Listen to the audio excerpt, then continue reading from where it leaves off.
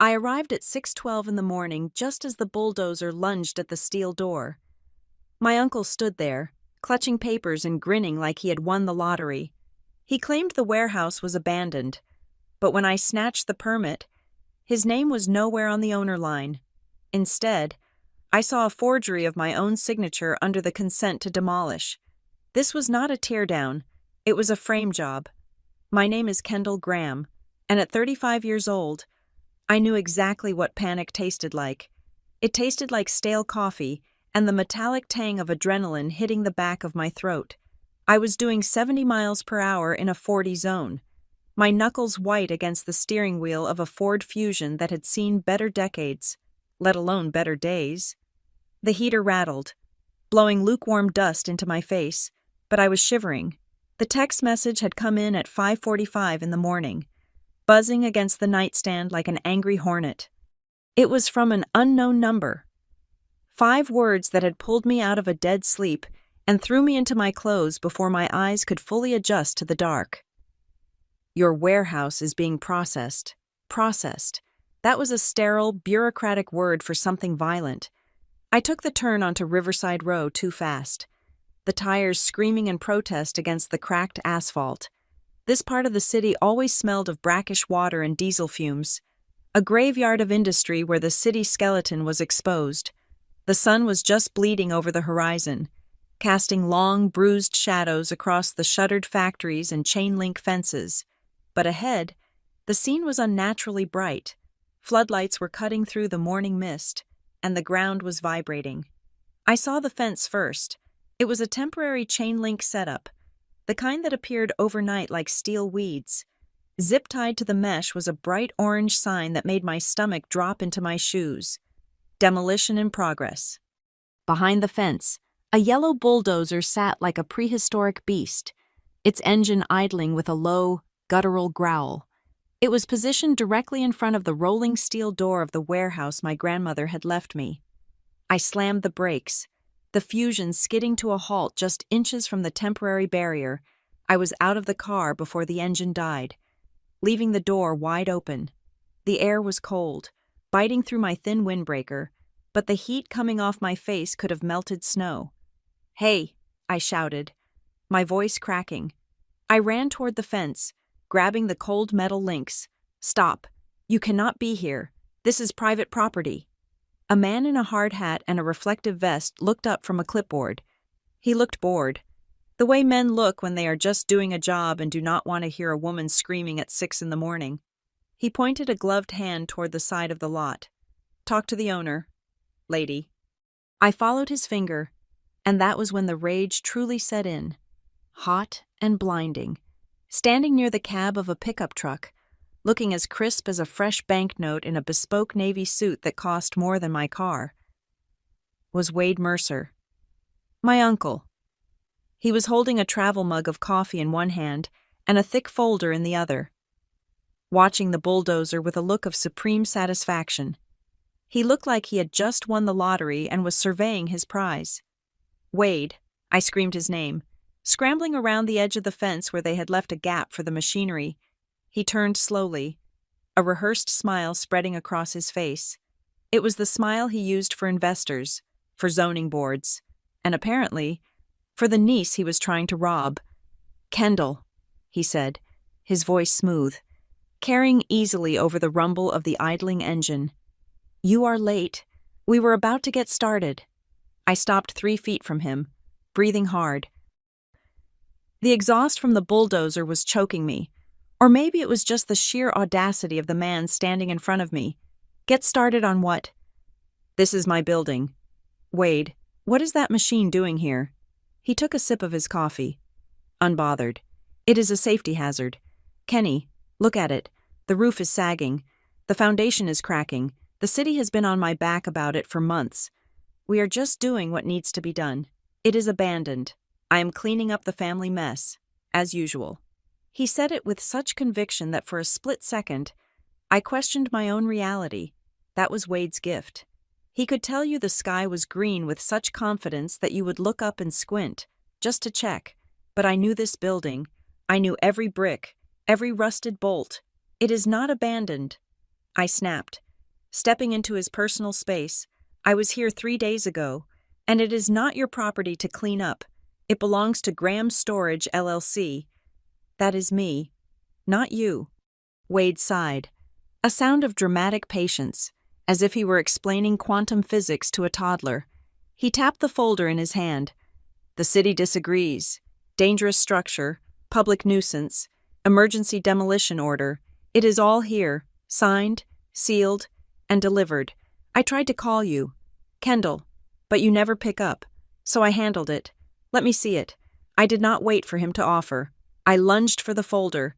Wade tried to pull it back, a flash of annoyance breaking his composure, but I was faster, and fueled by pure desperation. I ripped the file from his grip, papers crinkling in my fist. Careful, he warned, his voice dropping an octave. That is official city documentation. I ignored him, my hands shaking as I flipped open the cover. My eyes scanned the pages frantically, looking for the lie. I knew it was there. Wade never did anything strictly by the book. He just knew which pages of the book to tear out. The top sheet was a demolition permit issued by the Department of Buildings. It looked authentic. The embossed seal, the heavy cardstock, the stamps. My eyes raced down to the line for property owner. It should have said Graham Storage, LLC, or, if he had somehow managed to steal the deed, it would say Mercer Development. But it said Graham Storage, LLC. I frowned, confusion momentarily dampening my anger. If it listed my company, how could he authorize this? My eyes dropped further, to the bottom of the page, to the section marked Owner Consent for Demolition. The world seemed to tilt on its axis. The air left my lungs in a sharp hiss. There, in black ink, was a signature. Kendall Graham. It was my name. It was my loop on the K, my sharp slash on the G. It looked exactly like the signature I had put on my driver's license, on my lease, on 1,000 compliance reports at work, but I had never seen this piece of paper in my life. I looked up at him, my vision blurring at the edges. You forged my signature. Wade chuckled, a dry, humorless sound. Do not be dramatic. You probably signed it weeks ago in that pile of transfer papers Mom sent over. You forget things. Kendall, you are stressed. It happens. I did not sign this. I said, my voice low and dangerous, I would never sign this. Wade stepped closer, lowering his voice so the demolition crew could not hear. It is done. Kendall, the permit is active. The crew is paid. You are going to walk away. And we are going to turn this eyesore into something that actually makes money. I am doing you a favor. You cannot afford the taxes on this place anyway. I turned away from him, pulling my phone from my pocket. My fingers fumbled over the screen as I dialed 911. Who are you calling? Wade asked, sounding more bored than worried. The police, I spat. This is fraud. This is trespassing. Go ahead, Wade said, checking his watch. It is a civil dispute. Kenny, by the time they file a report, this pile of bricks will be rubble. I held the phone to my ear, watching the foreman climb into the cab of the bulldozer. Wait, I screamed at the worker, waving my free hand. Do not move. Police are on the way. The foreman hesitated, looking from me to Wade. Wade gave him a sharp nod. Proceed. We are on the clock. The engine roared, a cloud of black smoke puffing into the air. The metal tracks clanked as the machine lurched forward, closing the distance to the steel door. I screamed into the phone. I am at 404 Riverside Row. There is an illegal demolition in progress. I am the owner. They are destroying my property. I stood between the fence and the machine, holding my ground. The massive blade of the dozer rose, gleaming in the morning light. It was a terrifying thing, a wall of yellow steel designed to crush. Get out of the way. Lady, the foreman yelled over the engine noise. The police arrived 7 minutes later, 2 cruisers, lights flashing, cutting through the morning gloom. I felt a surge of relief, thinking this nightmare would pause. I was wrong. The officers who stepped out looked tired. They approached us slowly, hands resting on their belts. One of them, a sergeant with gray stubble, looked at the shouting match between me and the foreman. Okay, shut it down for a second, the sergeant ordered. The bulldozer idled down. "Officer," I said, stepping forward, thrusting the clipboard I had stolen from Wade toward him. "This man is trying to bulldoze my building. He forged my signature on this permit. I am the owner. I did not consent to this." The sergeant took the clipboard. He looked at the permit, then at Wade. Wade stepped in. Smooth as silk. "Officer, I am Wade Mercer. This is my niece. She is a little emotional. We have a valid permit issued by the city. The building is structurally unsound. We are under strict orders to clear the lot for public safety. Here is the engineering report." He pulled another document from his jacket pocket. He had backups, of course, and handed it over. The officer glanced at it. It looked official. It had stamps. It had red ink. "She says she did not sign it," the officer said, looking at the signature. "She is confused," Wade said, flashing a sympathetic smile at me. "It is a family trust issue. We are handling it, but the city order is mandatory. If we do not clear this today, the fines start at $10,000 a day." The officer looked at me. "Ma'am, if the permit is valid, this is a civil matter. You need to take it up in court. We cannot stop a permitted demolition based on a verbal claim of forgery." "But it is right there," I pleaded, pointing at the paper. "I am telling you, that is not me. You have to stop them." "We can take a report," the officer said, handing the clipboard back to Wade. "But we cannot obstruct a city safety order without an injunction." Just then, a white sedan pulled up to the curb, tires crunching on the gravel. The door opened, and a man in a neon yellow vest with city building inspector stenciled on the back stepped out. He moved with a suspicious amount of urgency. I had dealt with city inspectors before in my job. They were usually overworked, slow, and impossible to get on the phone. This man had arrived within 15 minutes of the machinery starting. That was not efficiency. That was an appointment. "What is the holdup?" the inspector barked. Marching over. "I am Inspector Vance. We are on a tight schedule here. This structure is a level 4 hazard. Why is that blade not moving?" I stepped in front of him. "I am the owner. This permit is based on a forged signature." Inspector Vance did not even look at me. He looked at the sergeant. "Officer, remove this civilian from the safety zone. If she obstructs this demolition, she is liable for endangering public welfare. We have a collapse risk here." He turned to me then, his eyes cold and hard behind wire-rimmed glasses. "Ma'am, you are trespassing on a demolition site. If you do not move your vehicle and step back behind the barrier, I will have you cited for obstructing a municipal operation. The fines are substantial. The walls were closing in." Wade stood there with his arms crossed. The victor. The police were backing off, deferring to the city official. The inspector was practically pushing me back with his glare. I realized then that shouting would not work. Tears would not work. The law, in this specific, twisted moment, was not on my side because the law was reading the paper, not the truth. "I need a minute," I said, my voice shaking. I need to get my things." "It is an empty warehouse," Wade said, checking his watch again. "You said so yourself. Kendall, there is nothing in there but rats and dust." I looked at him. The way he said empty made the hair on my arms stand up. He was too insistent. He wanted that building gone, and he wanted it gone fast. I took a step back, pulling my phone out again. I did not call anyone. I opened the camera. I stepped close to Wade, catching him off guard. Before he could pull the clipboard away, I snapped 3 high-resolution photos of the permit. I captured the signature. I captured the permit number, and then I saw it. In the bottom right corner of the document, there was a tiny tracking code, a string of numbers and letters generated by the city's digital filing system. Created 10:23 p.m., the date next to it was from 2 days ago, 48 hours. Wade had not been planning this for months. He had rushed this through the system in 48 hours. You do not rush a demolition permit in 48 hours unless you are paying someone to type while you hold the cash.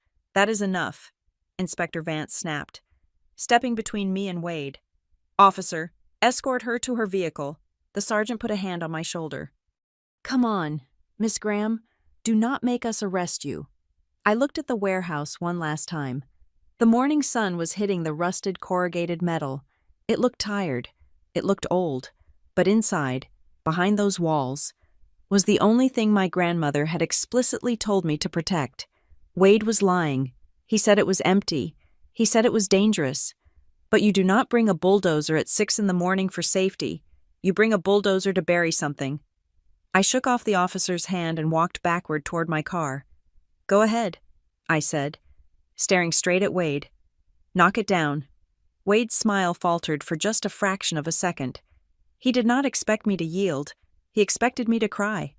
I got into my Ford Fusion and slammed the door. As I put the car in reverse, the bulldozer engine roared again, louder this time. I watched through the windshield as the metal blades smashed into the side of the building. The sound was like a scream, metal tearing and brick crumbling. Wade was not clearing land. He was destroying evidence, and he had just made the mistake of thinking I was the same person whose signature he had stolen. I gripped the steering wheel, my knuckles turning white again. He thought the warehouse was the target. He did not realize that by tearing it open, he had just started a war. I drove away as the first wall collapsed, dust billowing into the air like a smoke signal. I was not leaving to hide. I was leaving to reload. I sat in my Ford Fusion 3 blocks away from the demolition site, watching the dust settle over the tops of the chain-link fences through my rearview mirror. My hands were still gripping the steering wheel so hard that my fingers ached. I needed to drive, to go to work, to pretend that my entire world was not being dismantled by a yellow bulldozer. But my body refused to cooperate. I was frozen by a cocktail of rage and a lifetime of conditioning that told me I was the one who was wrong. That was the Mercer family way. If Wade did something, it was visionary. If I did something, it was a mistake. For 35 years, I had been the family footnote, while the Mercers were loud, charismatic, and prone to flashy displays of wealth that may or may not have been liquid. I was the quiet one. I was the boring one. I worked as a compliance analyst at Crestline Claims and Title. It was a job that sounded as dry as it felt. I spent 40 hours a week staring at insurance adjustments, title transfers, and zoning variances, hunting for the 1 decimal point that did not belong.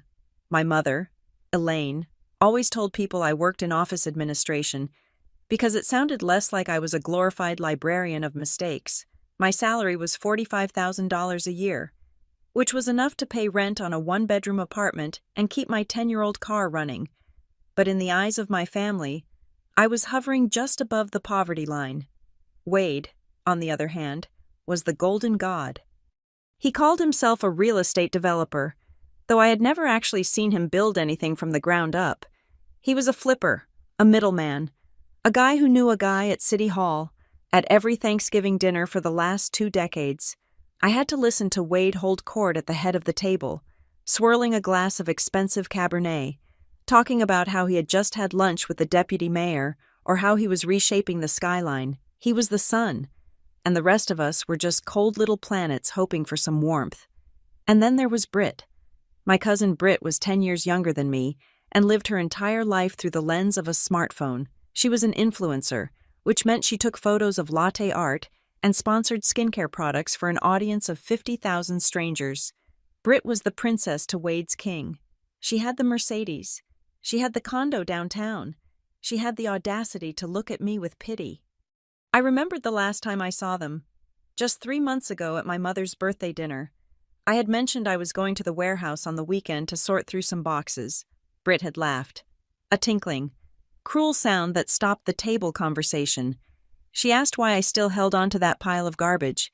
She said I was hoarding a literal ruin.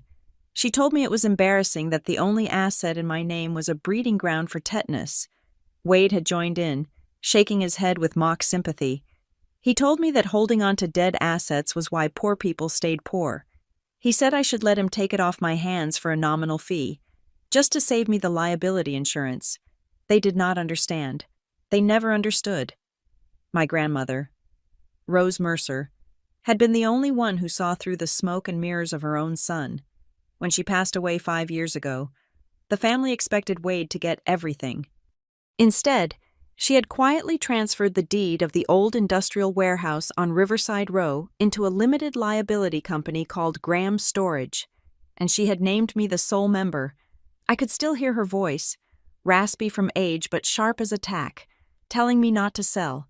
She called it my anchor. She said that in a family full of balloons floating away on hot air, I needed something heavy to keep me on the ground. And it was not empty. That was the lie that made my blood boil the hottest. Wade had told the police and that inspector that it was an abandoned shell. It was not. It was my sanctuary. The front half was filled with grandmother's actual estate, the antique furniture Wade thought was too old-fashioned to sell. Boxes of family photo albums that Britt did not care about because they were not digital.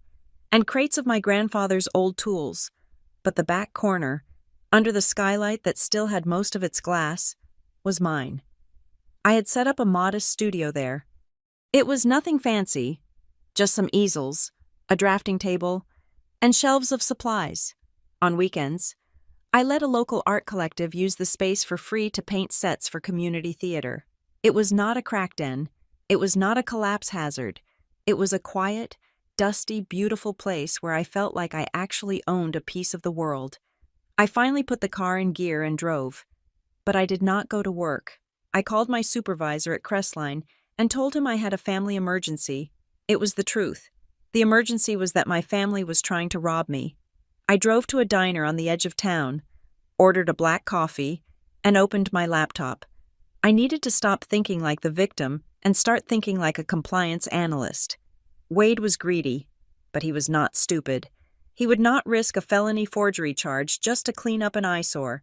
He did not care about safety. Wade cared about leverage. I pulled up the city's urban planning maps on the public domain. It was slow, clunky software, but I knew how to navigate it better than most city employees. I zoomed in on Riverside Row. For years, it had been zoned as light industrial low value, high tax, hard to develop.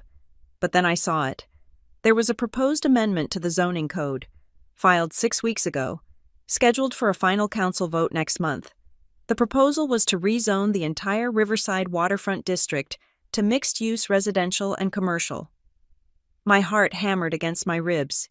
If that zoning passed, the land my warehouse sat on would not be worth $200,000 as a storage lot. It would be worth $3 million as a site for luxury condos with river views. Wade knew. Of course he knew.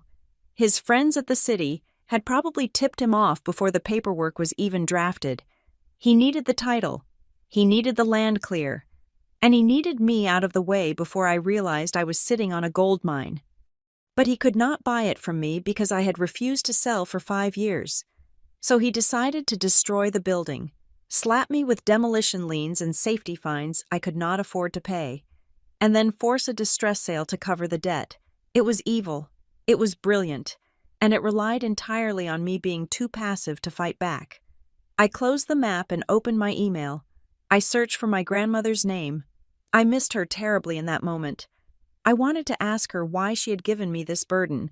I scrolled past the funeral arrangements, past the condolence notes.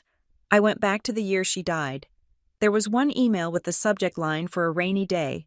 I had read it once, years ago, and thought it was just sentimental rambling. I opened it again.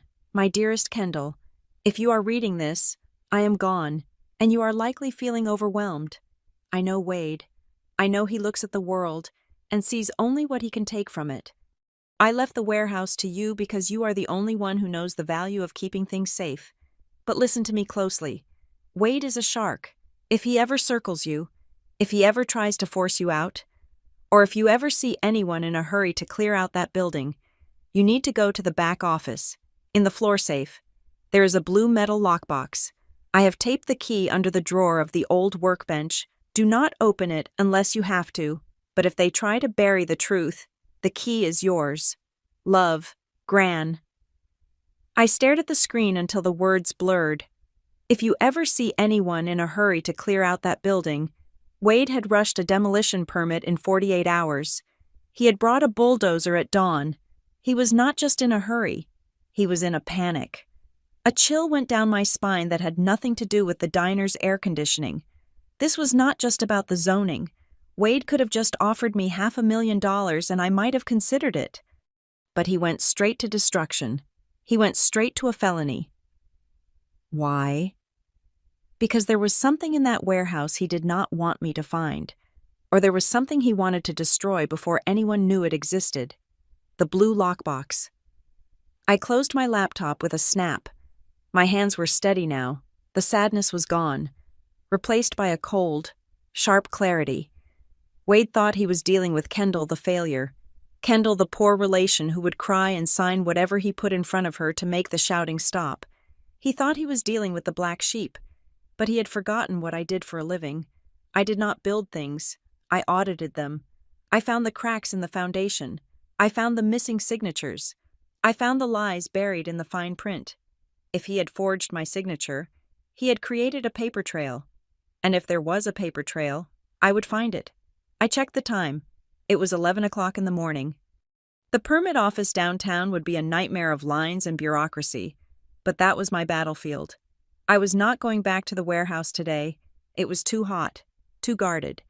But tomorrow morning, I was going to walk into the Department of Buildings and Safety. I was going to pull the original file. I was going to look at the ink on that page, and I was going to prove that Wade Mercer was a liar. And then, once I had the law on my side, I was going to find out what was in that blue box. I left a $5 tip for a $2 coffee and walked out to my car. The Ford Fusion might have been old, and my bank account might have been low. But for the first time in my life, I did not feel poor. I felt dangerous. The Department of Buildings and Safety was located in a brutalist slab of concrete downtown, a building designed to make you feel small before you even walked through the metal detectors.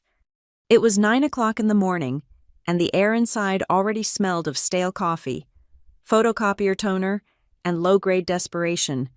I pulled a paper ticket from the dispenser, number 42. The red digital counter above the intake windows read, number 4. I sat on a hard plastic chair, my knees bouncing with a nervous energy I could not suppress. I had spent the last hour at an internet cafe, printing out the documents from the LLC, my identification, and the tax records, proving I was the sole signatory for Graham's storage. I had a binder. It was color-coded. This was my language.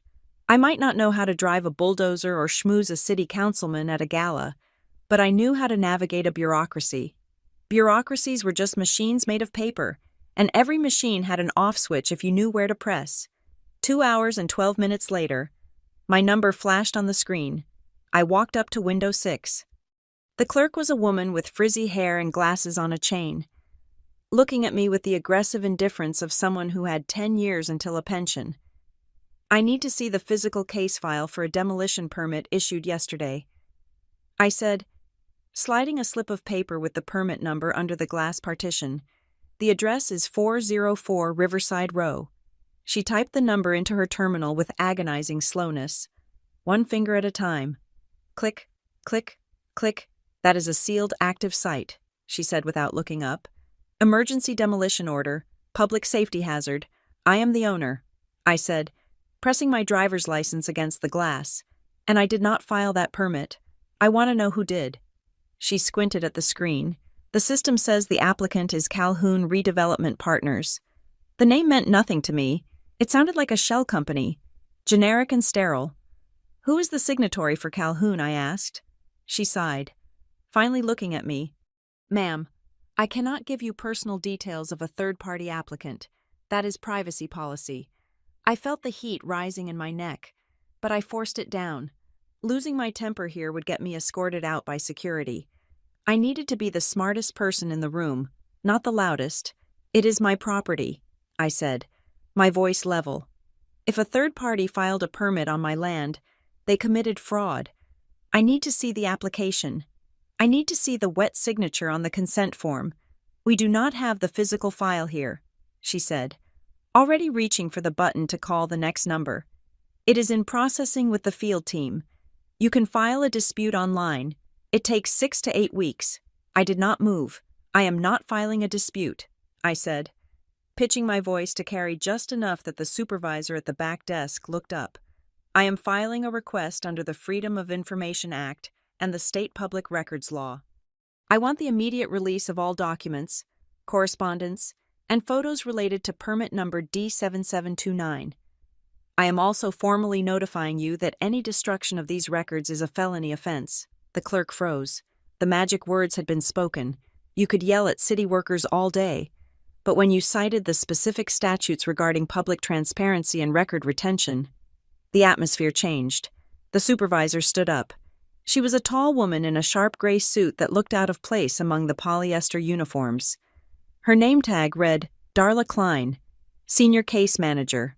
She walked to the window, her heels clicking on the linoleum like hammer strikes. She dismissed the clerk with a nod and looked at me. Her eyes were cool, intelligent, and entirely unamused. "You are Ms. Graham?" she asked. "I am." Darla Klein looked at my binder, then at my face. She was assessing me, calculating how much trouble I was going to be.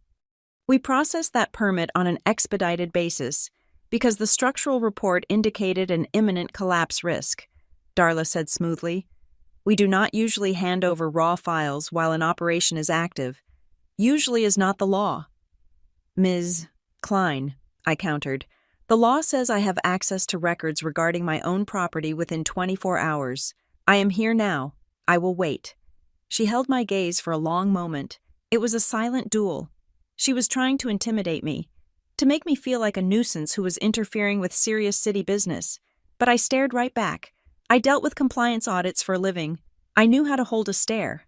"Fine," she said, her lips thinning, "but you cannot remove anything from the office. You can view it in the side room. No photos of staff." She disappeared into the back. 20 minutes later, she returned with a thick manila folder. She placed it on a table in a small, glass-walled room off the main lobby. "You have 30 minutes, she said. I opened the file. My heart was hammering, but my hands were steady. The first few pages were standard: application forms, fee receipts paid in cash, which was unusual for a legitimate developer, and then I found the engineering report that justified the emergency demolition. It was signed by a structural engineer I had never heard of, someone named Arthur P. Vance. The report was filled with dire terminology: catastrophic load failure, eroded foundation, severe water damage. Then I turned the page to the photographic evidence. There were 6 glossy photos stapled to a card. They showed a brick wall with a massive crack running down the center, a rotted wooden beam hanging from a ceiling, and a pile of debris that looked like a collapsed roof. I stared at the first photo. Something was wrong. I leaned closer, squinting at the details. The photo showed a brick column with the number 14 stenciled on it in faded white paint. My warehouse only had 10 columns. I flipped to the next photo. It showed a wall covered in graffiti. The tag was a bright green skull with a crown. I knew every inch of my building. The local kids tagged the back wall, but they used silver and blue, and the specific artist who worked in my neighborhood signed his work, Ghost. I had never seen a green skull in my life. I felt a cold shockwave hit my chest. These were not photos of my warehouse. They had taken pictures of some other ruin, probably miles away, and slipped them into the file to justify the emergency order. This was not just a mistake. This was evidence fabrication. I pulled out my phone. "No photos," Darla Klein said from the doorway. She had been watching me. I looked up at her. "This file is fraudulent. Ms. Klein, these photos are not of my building. My building does not have column number 14. Darla did not blink. She did not look surprised. She looked bored. The inspector verified the site conditions. "Ms. Graham, if you disagree with the assessment, you can hire your own engineer to file a counter-report. But until then, the city stands by its findings." She reached for the file. I slammed my hand down on top of it. "I am not done. You are wasting your time," she said, her voice dropping to a near whisper. "And you are making a lot of noise about a building that is going to come down anyway. Sometimes, it is better to just let the system work." "Is that advice?" I asked. "Or a threat?" She smiled, but it did not reach her eyes. "Just an observation. Your 30 minutes are up." I left the office shaking, but not from fear. I was shaking with the thrill of the hunt. They had slipped up. They were arrogant. They thought nobody would look closely at the before photos once the building was a pile of rubble. I needed an expert. I could not just claim the building was safe. I needed a stamp that carried as much weight as the city's. I sat in my car and searched for structural engineers. I skipped the big firms that likely had contracts with the city. I looked for the guys who handled litigation support, the ones who got paid to argue. I found a name, Miles Rourke. His website was terrible, just black text on a white background, but his bio said he had 30 years of experience and specialized in forensic engineering. I called him. He picked up on the second ring. Rourke here. I need a structural assessment immediately. I said, today, I have a demolition order based on false photos. I charge $300 an hour. 4-hour minimum for emergency callouts. He rumbled. And I do not lie for clients. If your building is a dump, I will write that it is a dump. That is exactly what I want. I said, I want the truth. I met Miles Rourke at the site 2 hours later. He was a bear of a man, wearing worn-out coveralls and carrying a laser measure that looked like a weapon. He did not shake my hand. He just nodded at the warehouse. That the victim, he asked. That is her. The demolition crew was still there, eating lunch by the bulldozer. They watched us with suspicion. Miles spent an hour crawling through the warehouse. He climbed a ladder to check the trusses. He banged on the brickwork with a mallet. He took hundreds of photos. When he came out, he was wiping dust from his beard. It is old, he said, putting his tools away.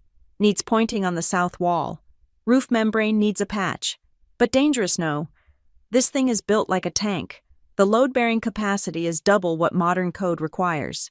Whoever said this was in danger of imminent collapse is either blind or lying. Can you put that in a report, I asked? By tonight I will have it stamped and emailed by 5. He said. As Miles drove away, I sat in my car to upload the photos I had taken of his inspection. I had bought a dashcam on my way over, a high-end model that recorded audio and video, and I had suction cupped it to my windshield. A white city truck pulled up. It was not Inspector Vance this time, but another man in a uniform. He walked up to my car window and tapped on the glass. I rolled it down 2 inches. You cannot block the entrance, he said. I am on the public easement. I replied, I am legally parked. He leaned in, his face too close to the glass. Look, lady, you are racking up fines. Every hour this crew waits is billable time. The city is going to put a lien on your property so deep you will never dig out. Why don't you just go home? I pointed to the camera on my windshield. The red recording light was blinking steady and bright.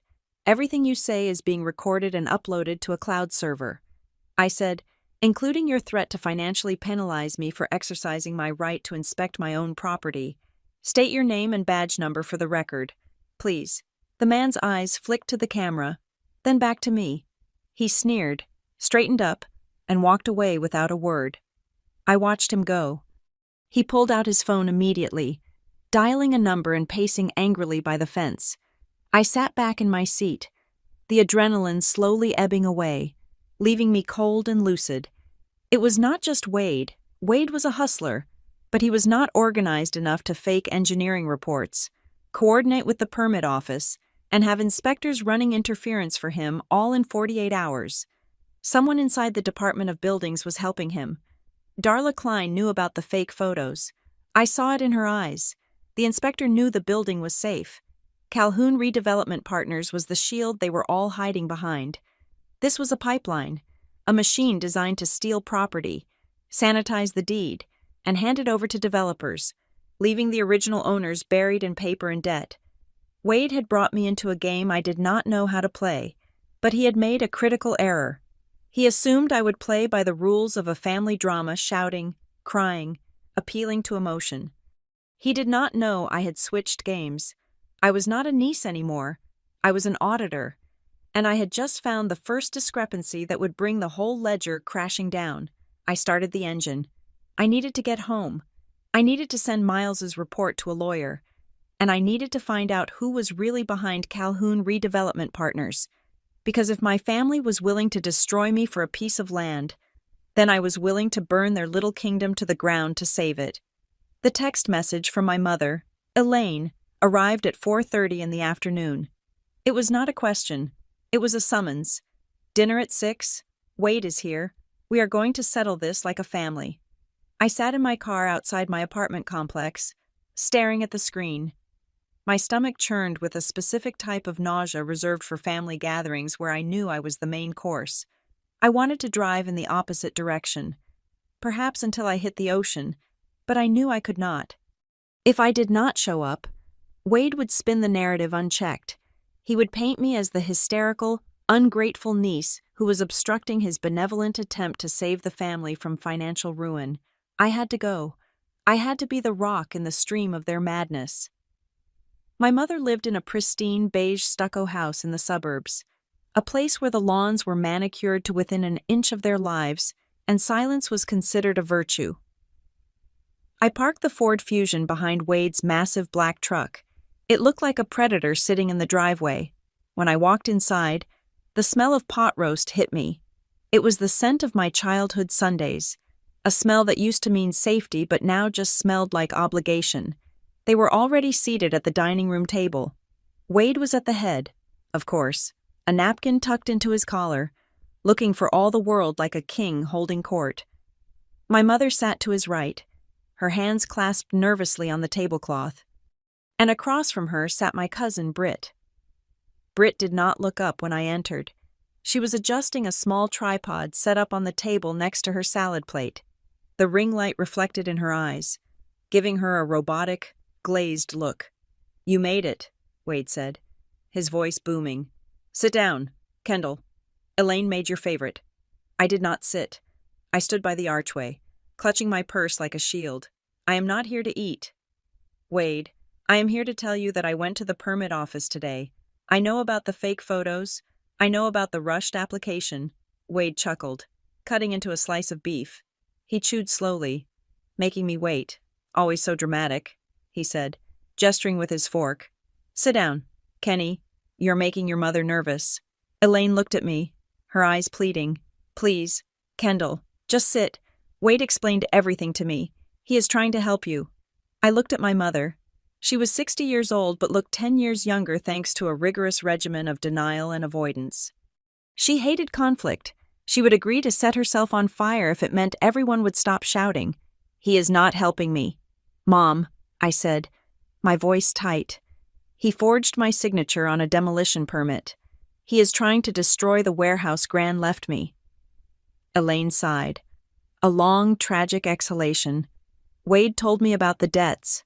Kendall, he told me the warehouse is falling down and that the city is going to fine you thousands of dollars. He is paying for the demolition out of his own pocket to save you from bankruptcy. Why can't you just say thank you?" I felt the blood drain from my face. The audacity of the lie was breathtaking. "Debts?" I asked. "I do not have debts on that property. The taxes are paid. The insurance is current." Wade wiped his mouth. "You do not have debts yet," he corrected. "But you will. That place is a money pit.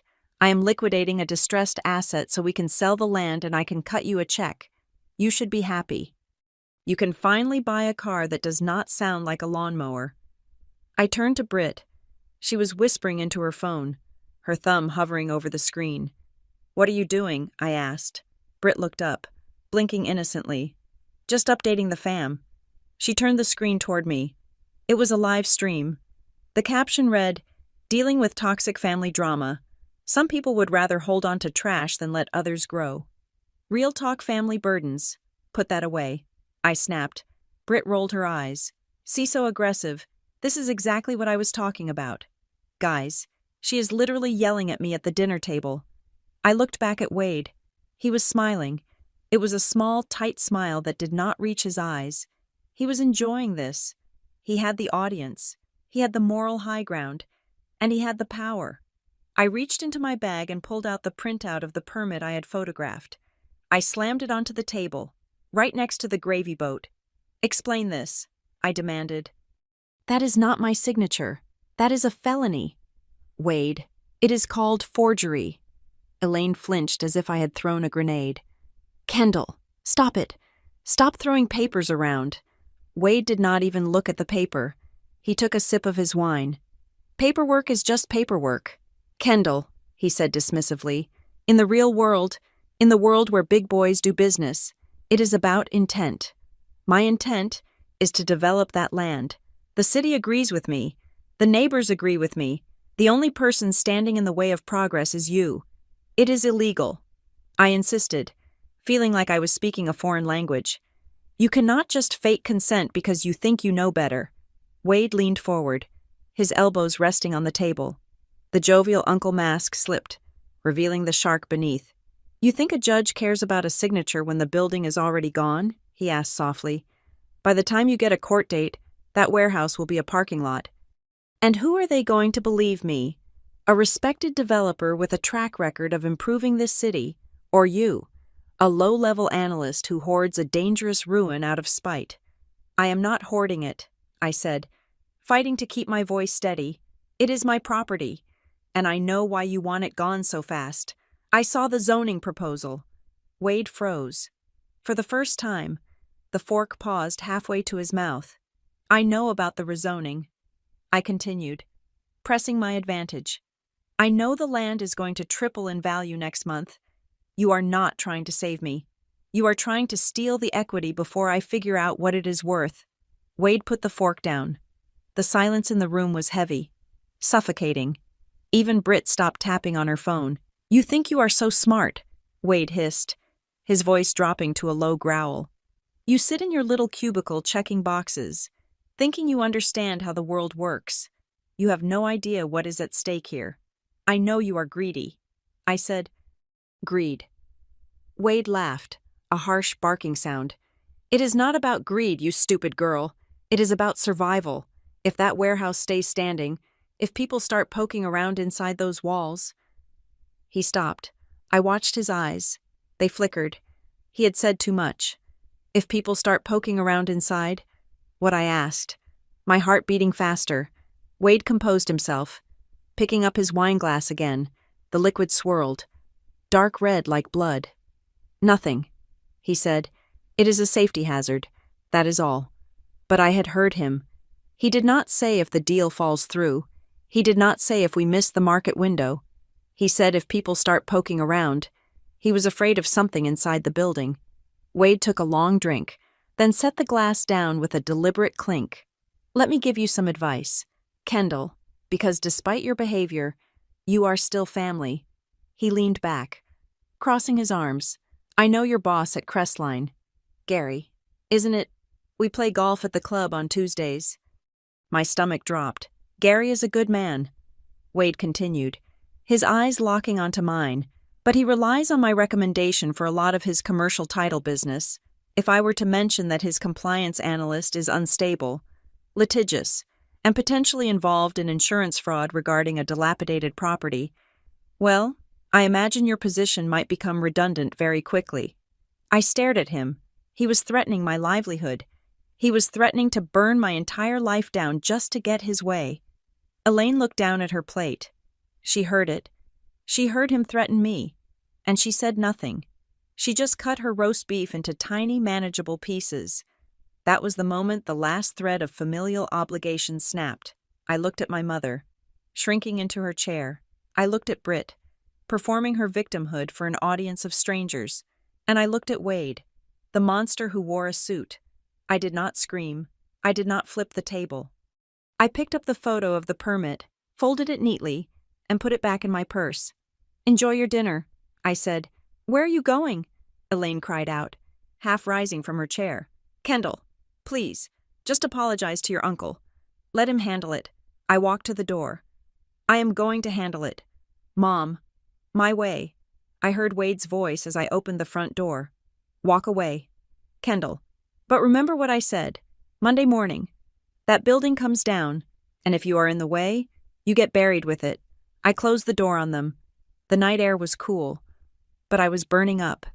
I sat in my car for a moment, breathing deeply, waiting for the shaking to stop. Wade had made a mistake. He thought threatening my job would make me back down.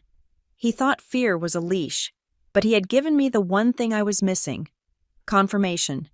If people start poking around, there was something in the warehouse that Wade was terrified of. It was not just the land value, it was evidence. I looked at the digital clock on the dashboard. 8:15. I was not going home. I put the car in gear and drove toward Riverside Row. The industrial district was pitch black at night. save for the occasional flicker of a street lamp that had not been shot out. I parked the Fusion 2 blocks away, tucked behind a dumpster in an alley. I did not want the demolition crew or the private security Wade had likely hired to see my car. I changed into the sneakers I kept in the trunk and pulled on a dark hoodie. I felt ridiculous, like I was playing a character in a movie, but the reality of Wade's threat made everything feel sharp and immediate. This was not a game. This was war. I approached the warehouse from the rear, moving through the overgrown weeds of the adjacent lot. The chain-link fence the crew had erected did not go all the way around the back. They had gotten lazy, assuming the riverbank was a natural barrier, but I knew the path along the retaining wall. I had played here as a kid while Gran did inventory. The massive silhouette of the warehouse loomed against the night sky. It looked wounded, the scar where the bulldozer had hit the door visible even in the dark. I reached the back access door. It was rusted shut to the casual observer, but I knew the trick. You had to lift the handle up, not push it down. I held my breath and lifted. The mechanism groaned, a low protest of metal on metal. I froze, listening. From the front of the lot, I could hear the murmur of voices. Security guards. They were smoking. I could smell the acrid drift of cigarettes. I slipped inside and pulled the door shut behind me. The silence inside was absolute. The air was thick with the smell of old paper, engine grease, and the distinct sweet rot of damp wood. I clicked on my small keychain flashlight, shielding the beam with my hand. I was in the main storage bay. Shadows stretched long and distorted across the floor. I moved quickly, stepping over the debris from the initial bulldozer strike. My destination was the office in the back corner. It was a small, glass-enclosed room raised on a platform, overlooking the floor. I climbed the stairs, testing each one before putting my weight down. The wood held. The office was exactly as I had left it last week, though a layer of dust from the demolition attempt now covered everything. My grandmother's old desk sat in the center. I knelt behind the desk. In the floor safe, there is a blue metal lockbox. I pulled back the threadbare rug. Beneath it was a floorboard that looked loose. I pried it up with my fingers, breaking a nail in the process. There it was, a small floor safe, embedded in the concrete. I knew the combination.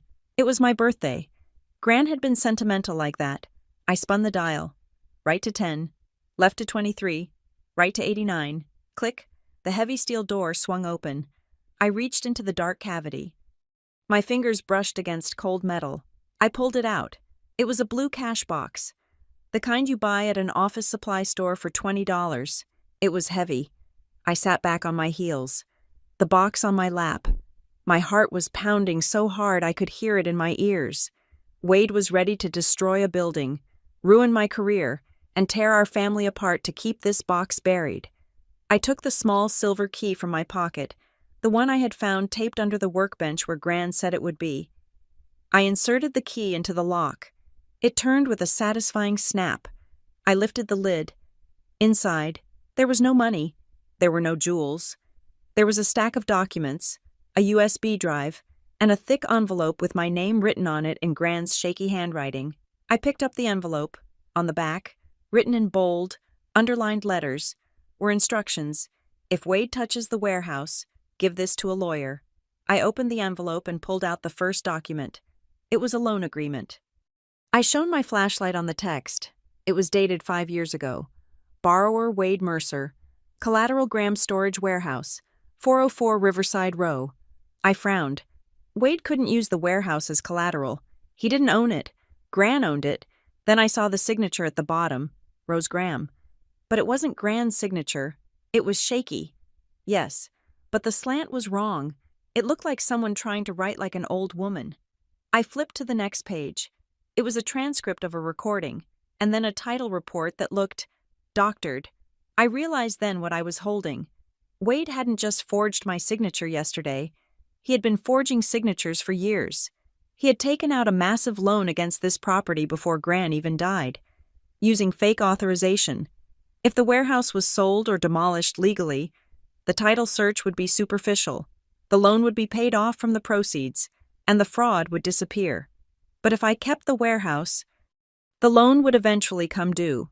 The bank would come looking, and they would realize the collateral had been pledged by a dead woman who never signed the papers. Wade wasn't just hiding a zoning play. He was hiding bank fraud. He was hiding a felony that carried a 10-year prison sentence. I closed the box and hugged it to my chest. Outside, a flashlight beam swept across the high windows of the warehouse. Did you hear that? A voice shouted from the yard. I clicked off my light. I sat in the dark, clutching the blue box. Fear was gone. In its place was a cold, hard determination. Wade had told me that paper was just paper. He was wrong. This paper was a weapon, and I was about to aim it right at his heart. The beam of my flashlight cut through the dusty air of the office like a scalpel. Outside, the voices of the security guards had drifted toward the front gate, their laughter fading into the hum of the distant highway. I was alone in the dark, but the silence inside the warehouse felt heavier than usual. It was the silence of a tomb that had just been cracked open. I sat on the floor with the blue cash box in my lap. Inside, nestled next to the loan agreement I had just glimpsed, was a small brass key. It was taped to a piece of cardstock with a single word written in my grandmother's distinctive, looping script evidence. I knew exactly what this key opened. In the corner of the office, buried under a stack of old architectural blueprints and moth-eaten dropcloths, stood a gray metal filing cabinet. It was an ugly, utilitarian thing that had been there since the 80s. I had ignored it for years, assuming it held nothing more than expired invoices and tax returns from the Clinton administration. I crawled over to it, keeping below the window line. As I pulled the dusty canvas away, I saw something that made my blood run cold. Across the seam of the top drawer, someone had slapped a red adhesive label, "Sealed per court order. Do not open." I froze. A court order. I leaned closer, shining the light on the sticker. The paper was cheap, peeling at the corners. The font was standard Arial, printed on what looked like a home inkjet printer. There was no case number, no judicial seal, no issuing county. It was a prop.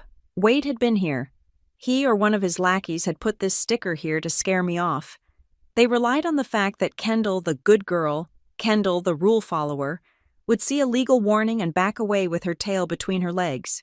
But they forgot that my job was to analyze legal documents for a living. I knew what a real seal looked like. This was a sticker you could buy at an office supply store. I jammed the brass key into the lock of the filing cabinet. It turned with a harsh, grinding click. I ripped the sticker in half as I pulled the drawer open. It was not full of old tax returns. It was arranged with the precision of a criminal defense file. Front and center was a thick manila envelope. On the front, Gran had written, "If Wade touches the warehouse, give this to a lawyer." My hands were shaking, not from fear, but from a sudden, overwhelming wave of grief. She had known. She had known for years that her son was a vulture, and she had spent her final days building a fortress of paper to protect me. I opened the envelope. First came the title report. It was a copy, but the relevant sections were highlighted in yellow. It showed a lien against the property recorded 5 years ago.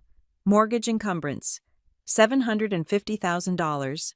Lender Shadow Creek Private Equity. Signatory Rose Mercer. I stared at the number. $750,000. Wade had not just borrowed a little money, he had leveraged the entire value of the property and then some. I flipped to the next document. It was a scan of the promissory note. The signature at the bottom read, Rose Mercer. But the slant was wrong. The pressure points were wrong. It was a forgery, and not even a particularly good one. Then I found the USB drive. It was taped to the bottom of the file folder. I pulled my laptop from my backpack. The screen glowed blue in the darkness, illuminating the dust motes dancing in the air. I plugged in the drive. There were 3 folders: emails, invoices, and audio. I opened the audio folder first. There was a single file dated 6 months before Gran died. I put my earbuds in and clicked play. The sound of static filled my ears, followed by the clinking of teacups. Then, my grandmother's voice, frail but steady. "I am not signing it. Wade, I told you no." Then Wade's voice. He sounded younger, more desperate, stripped of the polished veneer he wore at dinner parties. "Mom, you do not understand. The market is shifting. I am overextended on the Bayside project. I just need you to sign the restructuring agreement. It is just paper. It releases the equity so I can float the loan for another 6 months." "It is not just paper," Gran snapped. "It is theft. I saw the bank statements you tried to hide. You took a loan out on this building 3 years ago. You forged my name then. And now you want me to sign this so you can cover your tracks before the audit." "I did it for the family," Wade shouted. The audio spiked, distorting his voice. "If I default, they take everything. Do you want me to go to jail?" "Is that what you want?" "I want you to stop lying," Gran said, her voice dropping to a whisper that hit me harder than a scream. "I am not signing, and I am changing my will. The warehouse goes to Kendall. If you want to steal it from her, you will have to look her in the eye and do it." Kendall Wade scoffed. "She is a mouse. She won't know what to do with it. She is smarter than you," Gran said, "and she is honest. Something you forgot how to be a long time ago." The recording ended. I sat there in the dark, tears streaming down my face. I wiped them away angrily. The puzzle pieces slammed into place. Wade did not just want the land for the zoning increase. That was just the bonus. The real reason he needed the warehouse demolished immediately was the loan. The note was likely coming due, or Shadow Creek Private Equity was demanding an inspection of the collateral. If the bank inspectors came here and spoke to me, I would tell them I never authorized a loan. The fraud would be exposed. Wade would go to prison for bank fraud and forgery. But if he bulldozed the building, he could claim the structure was dangerous and had to be destroyed. The insurance policy, which he had probably taken out in secret, would pay out for the loss of the building. That money would pay off the loan. The pile of rubble would be sold to developers. The evidence of the forgery would be buried under tons of brick and steel. And the worst part, I realized what his plan was for me. He had forged my signature on the demolition permit. If the bank ever investigated, Wade would say I didn't destroy the collateral. Kendall did. "See, here is her signature on the permit. She panicked and destroyed the building to hide the fact that she was the one who took out the loan. He was going to frame me. He was going to pin a $750,000 fraud on me, claiming I was the one who took the money and then destroyed the building to get the insurance payout. That was why he mentioned my job. That was why he called me unstable at dinner. He was already planting the seeds of the narrative. My niece, the black sheep, the financial failure, got desperate and committed arson by bulldozer. I felt a cold rage settle in my chest. Solid and heavy as a stone. I was not a mouse. I was a compliance analyst. And I had just found the non-conformance report of the century. I packed everything the blue box, the files, the USB into my backpack. I wiped the handle of the filing cabinet with my sleeve. I slipped out of the back door, moving like a ghost through the tall grass. I did not breathe easily until I was back in my car. Doors locked, driving away from the river. I drove to a 24-hour parking lot near the university, somewhere bright and public. My hands were shaking so hard I could barely hold my phone. I dialed a number I had not called in 6 months. Tessa Vaughn picked up on the third ring. Her voice was raspy. I had probably woken her up. "Graham, it is midnight. You better be in jail or at a hospital." I found the ledger. "Tessa," I said. The sleep vanished from her voice instantly. Tessa and I had gone to college together. She was now an assistant district attorney in the fraud division. She was the smartest person I knew, and the most ruthless when it came to white-collar crime.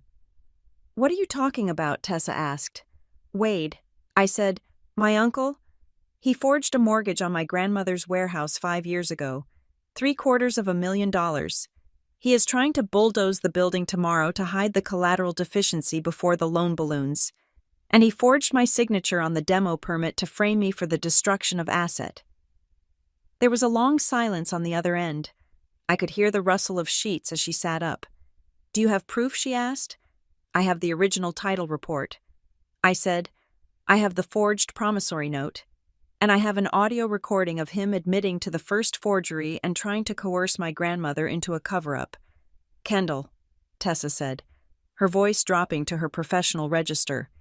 This is not a family dispute anymore. This is a felony. This is bank fraud, wire fraud, and grand larceny. I know, I said. But I need to stop the demolition. The temporary restraining order will not hold if he has people on the inside. He has a permit. He has a corrupt inspector. Tessa hummed. A sound of calculating logic. The historical documents prove he is a criminal. Yes, but to nail him to the wall to make sure he goes away and does not just settle out of court with a fine, we need to prove the current conspiracy. We need to link the old fraud to the new permit. What do I do? We need to catch him pulling the strings, Tessa said. We need proof that he knowingly paid for that permit and directed the forgery now. If we can prove he bribed a city official to expedite a fraudulent demolition, we have him on RICO. That is federal. That is no bail territory. I thought about the tracking code on the permit. I thought about Darla Klein's cold eyes. I can get that. I said, do not do anything stupid. Kendall, Tessa warned, bring the box to my office first thing in the morning. We will start the paperwork. But we need a kill shot. We need him to think he has won so he gets careless. He thinks he has won, I said, looking at the city skyline. He thinks I am just a scared little girl with a pile of bricks. Good, Tessa said. Let him think that, because when we drop the hammer, I want him to be smiling right up until the handcuffs click. I hung up. I looked at the backpack on the passenger seat. It looked like ordinary luggage, but it contained the destruction of the Mercer family legacy. Wade wanted a war. He wanted to bulldoze me off the map. He had no idea that I was the one holding the detonator. Tessa Vaughn did not just give me legal advice. She gave me a weapon named Dante Ruiz. I met Dante at 7 o'clock the next morning in a coffee shop that smelled of burnt toast and wet pavement. He did not look like the private investigators I had seen in movies. There was no trench coat, no fedora, and no air of noir mystery. Dante was a short, wiry man in his 40s wearing a hooded sweatshirt and expensive running shoes. He looked like a marathon runner who had taken a wrong turn into corporate espionage. He slid a thin tablet across the scratched table before I had even taken a sip of my tea. Calhoun Redevelopment Partners is a ghost, Dante said. His voice was raspy, the voice of a man who spent too much time talking on burner phones. I looked at the screen. It displayed a corporate registration page. I ran a deep skip trace. He continued. The company was incorporated 48 hours before the permit application was filed. The registered agent is a service in a strip mall in Delaware. The physical address listed on the application belongs to a laundromat in Queens. There are no employees, no assets, and no credit history. It is a shell. Kendall, a paper mask. I nodded, feeling a grim satisfaction. I knew it. Wade is hiding behind it. Dante tapped the screen, not just hiding, insulation. If the demolition goes wrong, or if the city sues for damages, Calhoun Redevelopment Partners declares bankruptcy and dissolves. Wade walks away clean because his name is not on a single piece of paper. He is using a burner company to destroy your property. We need to link him to it, I said. We need to prove he is the one pulling the strings. I am working on the money trail. Dante said.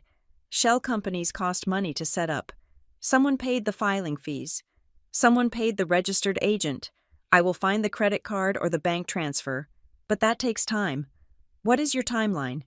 The bulldozer is parked at my front door. I said, I have hours, not days. Then you need to stop the clock, Dante said. Closing the tablet cover, you need a judge to freeze the site. I spent the next 3 hours in the stifling atmosphere of the county courthouse, huddled in a conference room with Tessa. She had taken a personal day to help me file for an emergency temporary restraining order. We were armed with the structural report from Miles Rourke and the evidence of the fake photos. The hearing was at 1:30 in the afternoon. It was not a trial, just a hearing in chambers before Judge Harrison, a man who looked like he had been carving stone tablets when the 10 Commandments were written. Wade was not there. Instead, he had sent a lawyer, a man named Sterling who wore a suit that cost more than my annual salary.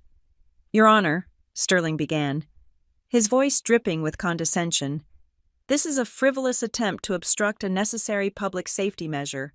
The structure in question is a death trap. My client, acting as a concerned family member and developer, is simply trying to mitigate a hazard. He is not the owner, Tessa countered, her voice sharp and clear. And the hazard is fabricated. We have a certified report from an independent structural engineer stating the building is stable. The photos in the city file are fraudulent. Judge Harrison peered over his spectacles. Fraudulent photos. That is a serious accusation. Ms. Vaughn, we have proof, Tessa said, handing over Miles's report and the side-by-side comparison of the graffiti.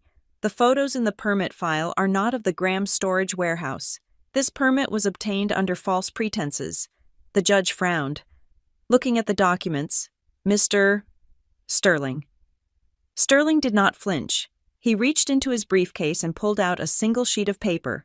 We dispute the claim that Mr. Mercer has no authority, Your Honor. While Ms. Graham is the technical owner of the LLC, she executed a limited power of attorney 6 months ago, granting Mr. Mercer full authority to manage real estate assets in the event of, and I quote, financial distress or inability to manage estate affairs. He slid the paper toward the judge. My heart stopped. A power of attorney. I had never signed a power of attorney. Let me see that, I said, my voice rising. Sterling slid a copy toward me. I looked at the document. It was dated January 15th. It gave Wade Mercer absolute power to sell, lease, or demolish property owned by Graham Storage, LLC. And at the bottom was my signature. It was perfect. It was not the shaky forgery I had seen on the loan documents in the blue box. This was sharp. It had the slight hesitation on the upstroke of the K. It had the specific heavy dot on the I in my middle name. It looked exactly like the signature I used on my tax returns. It is a forgery, I whispered. Sterling smiled. It is notarized. Ms. Graham. I looked at the notary stamp. Elena Rostova. I did not know an Elena Rostova. This is a lie, I said, looking at the judge. I never signed this. I was in Chicago on January 15th for a compliance conference. I can prove it with flight records. Judge Harrison looked at the paper, then at me. Ms. Graham, a notarized affidavit carries significant weight. However, given the conflicting engineering reports and the allegation regarding the photos, I am granting a temporary stay. The demolition is paused for 72 hours. Only 72 hours, Tessa asked. That is the standard for an emergency TRO, the judge said. You have 3 days to bring me definitive proof that this power of attorney is invalid, or that the permit was illegally obtained. Otherwise, the order dissolves, and Mr. Mercer is free to proceed. We walked out of the courthouse into the blinding afternoon sun. I felt sick. He is getting better at it. I said to Tessa, that signature, it was terrifying. It looked like mine. It is a digital lift, Tessa said. Her face grim. He probably took a high-resolution scan of your signature from a birthday card or an old check, cleaned it up in Photoshop, and printed it onto the document. It is hard to detect without a forensic handwriting analyst. I have 3 days.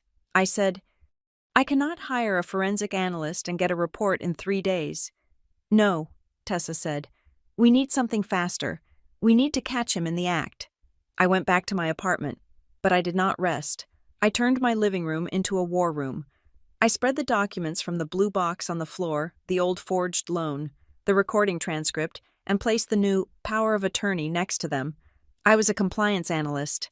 Spotting discrepancies was my job. I pulled out my magnifying glass and a stack of my own canceled checks from the last 5 years. I started comparing the signature on the power of attorney to my real signatures. It was too perfect. That was the flaw. Human beings have natural variance. No two signatures are geometrically identical. If you overlay 2 genuine signatures, they will never match perfectly. I scanned the power of attorney signature into my laptop. Then I scanned a check I had written to my landlord in December. I overlaid them in an image editor. They were a 100% match. Every curve, every pixel aligned perfectly. It was a copy-paste job. He had stolen my signature from that specific check number 402, and pasted it onto his fabricated legal document. I had the proof of forgery. But as Tessa had said, proving a document was fake in court took time. I needed to prove the conspiracy. I needed to prove who helped him. My phone buzzed. It was Dante. "Check your secure email," he said. "You are going to want to see this." I opened my laptop. Dante had sent a video file. Subject, the handoff. Time, 8:45 p.m. Location, the Onyx Room. I clicked play.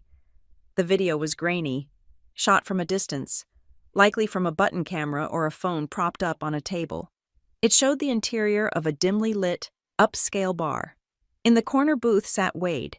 He looked agitated. He was checking his watch every few seconds. A woman walked into the frame. I recognized the sharp gray suit. I recognized the posture. It was Darla Klein, the senior case manager from the permit office. She sat down opposite Wade. She did not order a drink. Wade leaned in, speaking rapidly. The audio was muffled by the ambient noise of the bar, but Dante had run a filter to enhance the voices. Stalled. Wade was saying, "She got a TRO. You said the paperwork was bulletproof. I said the permit was processed," Darla replied, her voice cool. "I cannot control a judge. You told me she was a nobody. You did not tell me she would hire a lawyer. She is a nobody." Wade spat. "She is just making noise. I need that building down by Monday. If the bank inspectors see it standing—" "That is your problem," Darla said. I expedited the file. I swapped the photos. I did my part. Wade reached into his jacket pocket. He pulled out a thick white envelope. It was bulky. "Here," Wade said, sliding it across the table. 5,000? Just like we agreed. Make sure the file stays lost if she files another request. And tell Vance to get his ass back out there the second the TRO expires." Darla took the envelope. She peeked inside, nodded, and slipped it into her purse. "If this goes south—" "Wade, I do not know you," she said. The video ended. I sat back, my heart pounding against my ribs. We had him. We had the bribe. We had the admission of swapping the photos. We had the connection between Wade and the corrupt city official. I called Tessa immediately. I saw it. She said, picking up on the first ring, "Dante sent it to me too. This is it." "Right," I asked. "We can arrest him. We have enough for an indictment," Tessa said slowly. "But Kendall, listen to me." There was a hesitation in her voice that scared me. "What I asked, if we arrest him now, we get him on bribery and maybe document fraud. He makes bail in 24 hours. He hires a team of lawyers to suppress the video. He claims the money was a consulting fee. He drags this out for 2 years while you go bankrupt paying legal fees. Then what do we do?" "We need the felony that puts him away for 10 years without bail," Tessa said. "We need to catch him executing the fraud. We need him to try to destroy the building after he knows you have caught him. I do not understand." "Kendall, think about the narrative he is building," Tessa said. "He has a power of attorney. He has a permit. If the building goes down, he is going to claim you did it. He is going to claim you destroyed the collateral to claim the insurance money because you were broke." I felt the blood drain from my face. The loan fraud. The insurance fraud. He was setting me up to take the fall for $1 million crime. "He wants you to be the criminal," Tessa said. "So we have to let him play his hand. We have to let him think he has won. We need him to walk into that warehouse, or order that bulldozer forward, while we have law enforcement watching. We need to catch him in the act of destruction." "So we wait?" I asked, my voice trembling. "We bait him," Tessa corrected. "We make him think you have given up. We make him think the TRO is going to expire and you are walking away. We make him confident. Arrogant men make mistakes when they think they have won." I looked at the documents on my floor. I looked at the signature that was mine, but not mine. Wade had spent his whole life thinking I was weak. He thought I was the good girl who followed the rules. He thought he could bulldoze my life like he tried to bulldoze my warehouse. I felt a shift inside me. The fear was still there, but it was hardening into something useful. It was becoming strategy. "Okay," I said into the phone. "I know how to do that." "How?" Tessa asked. "He wants me to be the failure," I said. He wants me to be the niece who could not handle the pressure. So I will be her. I will surrender. I hung up the phone. I walked over to the window and looked out at the city lights. Wade was out there somewhere, probably celebrating his cleverness, drinking expensive scotch paid for with stolen money. He wanted a show. He wanted to be the hero who saved the family from my incompetence. I would give him his show. I would give him exactly what he wanted.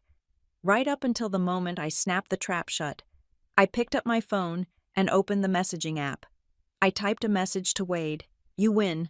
I can't afford the lawyer anymore. Let's talk." I hesitated for a second, my thumb hovering over the send button.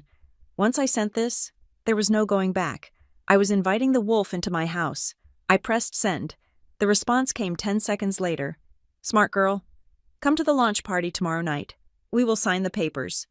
I stared at the screen. The launch party. The Mercer Horizon night. He was going to announce the project on the land he did not own yet. He was so confident. I put the phone down. I needed to sleep. I needed to be fresh for tomorrow. Because tomorrow night, I was going to walk into the lion's den, and I was going to smile while I locked the door from the inside. I sent the text message at 4:15 in the afternoon. It was the hardest thing I had ever typed. Not because the words were difficult, but because they tasted like ash in my mouth. "You win. I cannot afford the legal fees anymore. I am drowning. I just want to negotiate a settlement before I lose everything." I stared at the screen, my thumb hovering over the send button. This was the white flag. This was the surrender. If Wade was the predator I knew him to be, he would not just accept it. He would want to parade it. He would want to display his victory like a trophy hunter mounting a head on the wall. I pressed send. His reply came 3 minutes later. It was not a text. It was a digital invitation.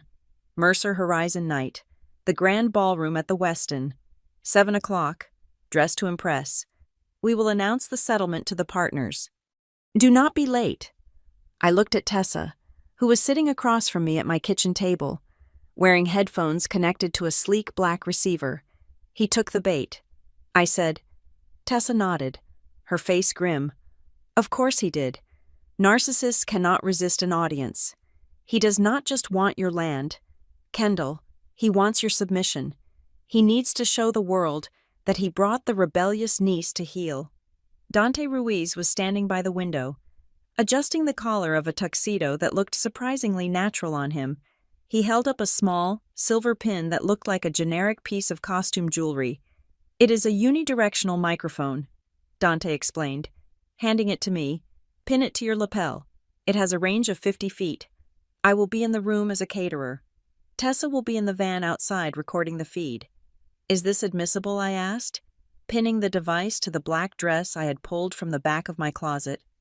"State law allows for one-party consent if there is a reasonable suspicion of a felony in progress," Tessa said. "Plus, we are not relying solely on the audio. Dante is your witness. We just need him to say it loud enough for the microphone to catch the inflection. We need the arrogance. Kendall, we need him to feel so safe that he tells the truth." I arrived at the Westin at 7:30. The valet line was full of luxury sedans and sports cars. A massive banner hung over the entrance, Mercer Development Reshaping the Riverfront. I walked up the red carpet. My stomach was doing somersaults, but I forced my face into a mask of tired resignation. I had to look beaten. I had to look like a woman who had spent the last 3 days crying over a checkbook. Near the entrance, a ring light was blindingly bright. Britt was there, holding her phone out at arm's length, talking to her followers. She wore a shimmering gold dress that cost more than my car. "So excited for tonight, guys," she was saying, her voice pitched high and fake. "My dad is about to make a huge announcement. We are finally clearing out the old junk to make way for the future. And guess who finally decided to show up and stop being a hater?" She swiveled the camera toward me as I approached. "Oh, look, it is Cousin Kendall," Britt smirked. "Did you finally realize that you cannot stop progress?" I stopped. I looked at the camera, then at Britt. I slumped my shoulders slightly, letting the exhaustion show. "I am just here to talk to Wade," I said quietly. "I do not want any trouble." Britt rolled her eyes, talking back to her screen. See, I told you guys. Some people just want attention until the bill comes due. Then they come crawling back. She waved me past like I was the help. Go on in. Dad is holding court by the champagne tower. Try not to depress everyone. I walked into the ballroom. It was a sea of black suits and cocktail dresses. Waiters circulated with trays of hors d'oeuvres. A jazz band played softly in the corner. The air smelled of expensive perfume and money. And there he was. Wade stood in the center of the room, surrounded by a group of men who looked like bankers and city officials. He was laughing, a glass of scotch in one hand, gesturing broadly with the other. He looked powerful. He looked untouchable. I took a deep breath. Arrogant men make mistakes when they think they have won. I walked straight toward him. Wade saw me coming. The laughter died on his lips, replaced by a smile that was pure predator. He opened his arms wide. Kendall, he boomed, silencing the conversation around him. Everyone. Look who it is. My niece. The prodigal daughter returns. He wrapped an arm around my shoulders, pulling me in tight. His grip was hard, painful. It was a warning disguised as a hug. I am glad you came to your senses, he whispered in my ear. I pulled away gently, keeping my eyes downcast. I did not have a choice. Wade, I said, my voice trembling just enough. The lawyer said I could not win. The city is on your side. I want it to be over. Wade beamed, turning to the men around him. See, family, we have our disagreements, but in the end, we all want what is best for the legacy. Gentlemen, this is Kendall. She has agreed to transfer the final rights to the Riverside property so we can break ground on Monday. A round of polite applause rippled through the circle. One of the men, a heavy-set guy with a red face, raised his glass. To the Mercer Horizon project. That land is a gold mine, Wade. Good job clearing the hurdles. I waited for the applause to die down. I needed to isolate him, but not too much. I needed him to feel the safety of the crowd, but speak the truth of the conspiracy. Can we talk? I asked. Just for a minute. Before I sign anything, Wade checked his watch.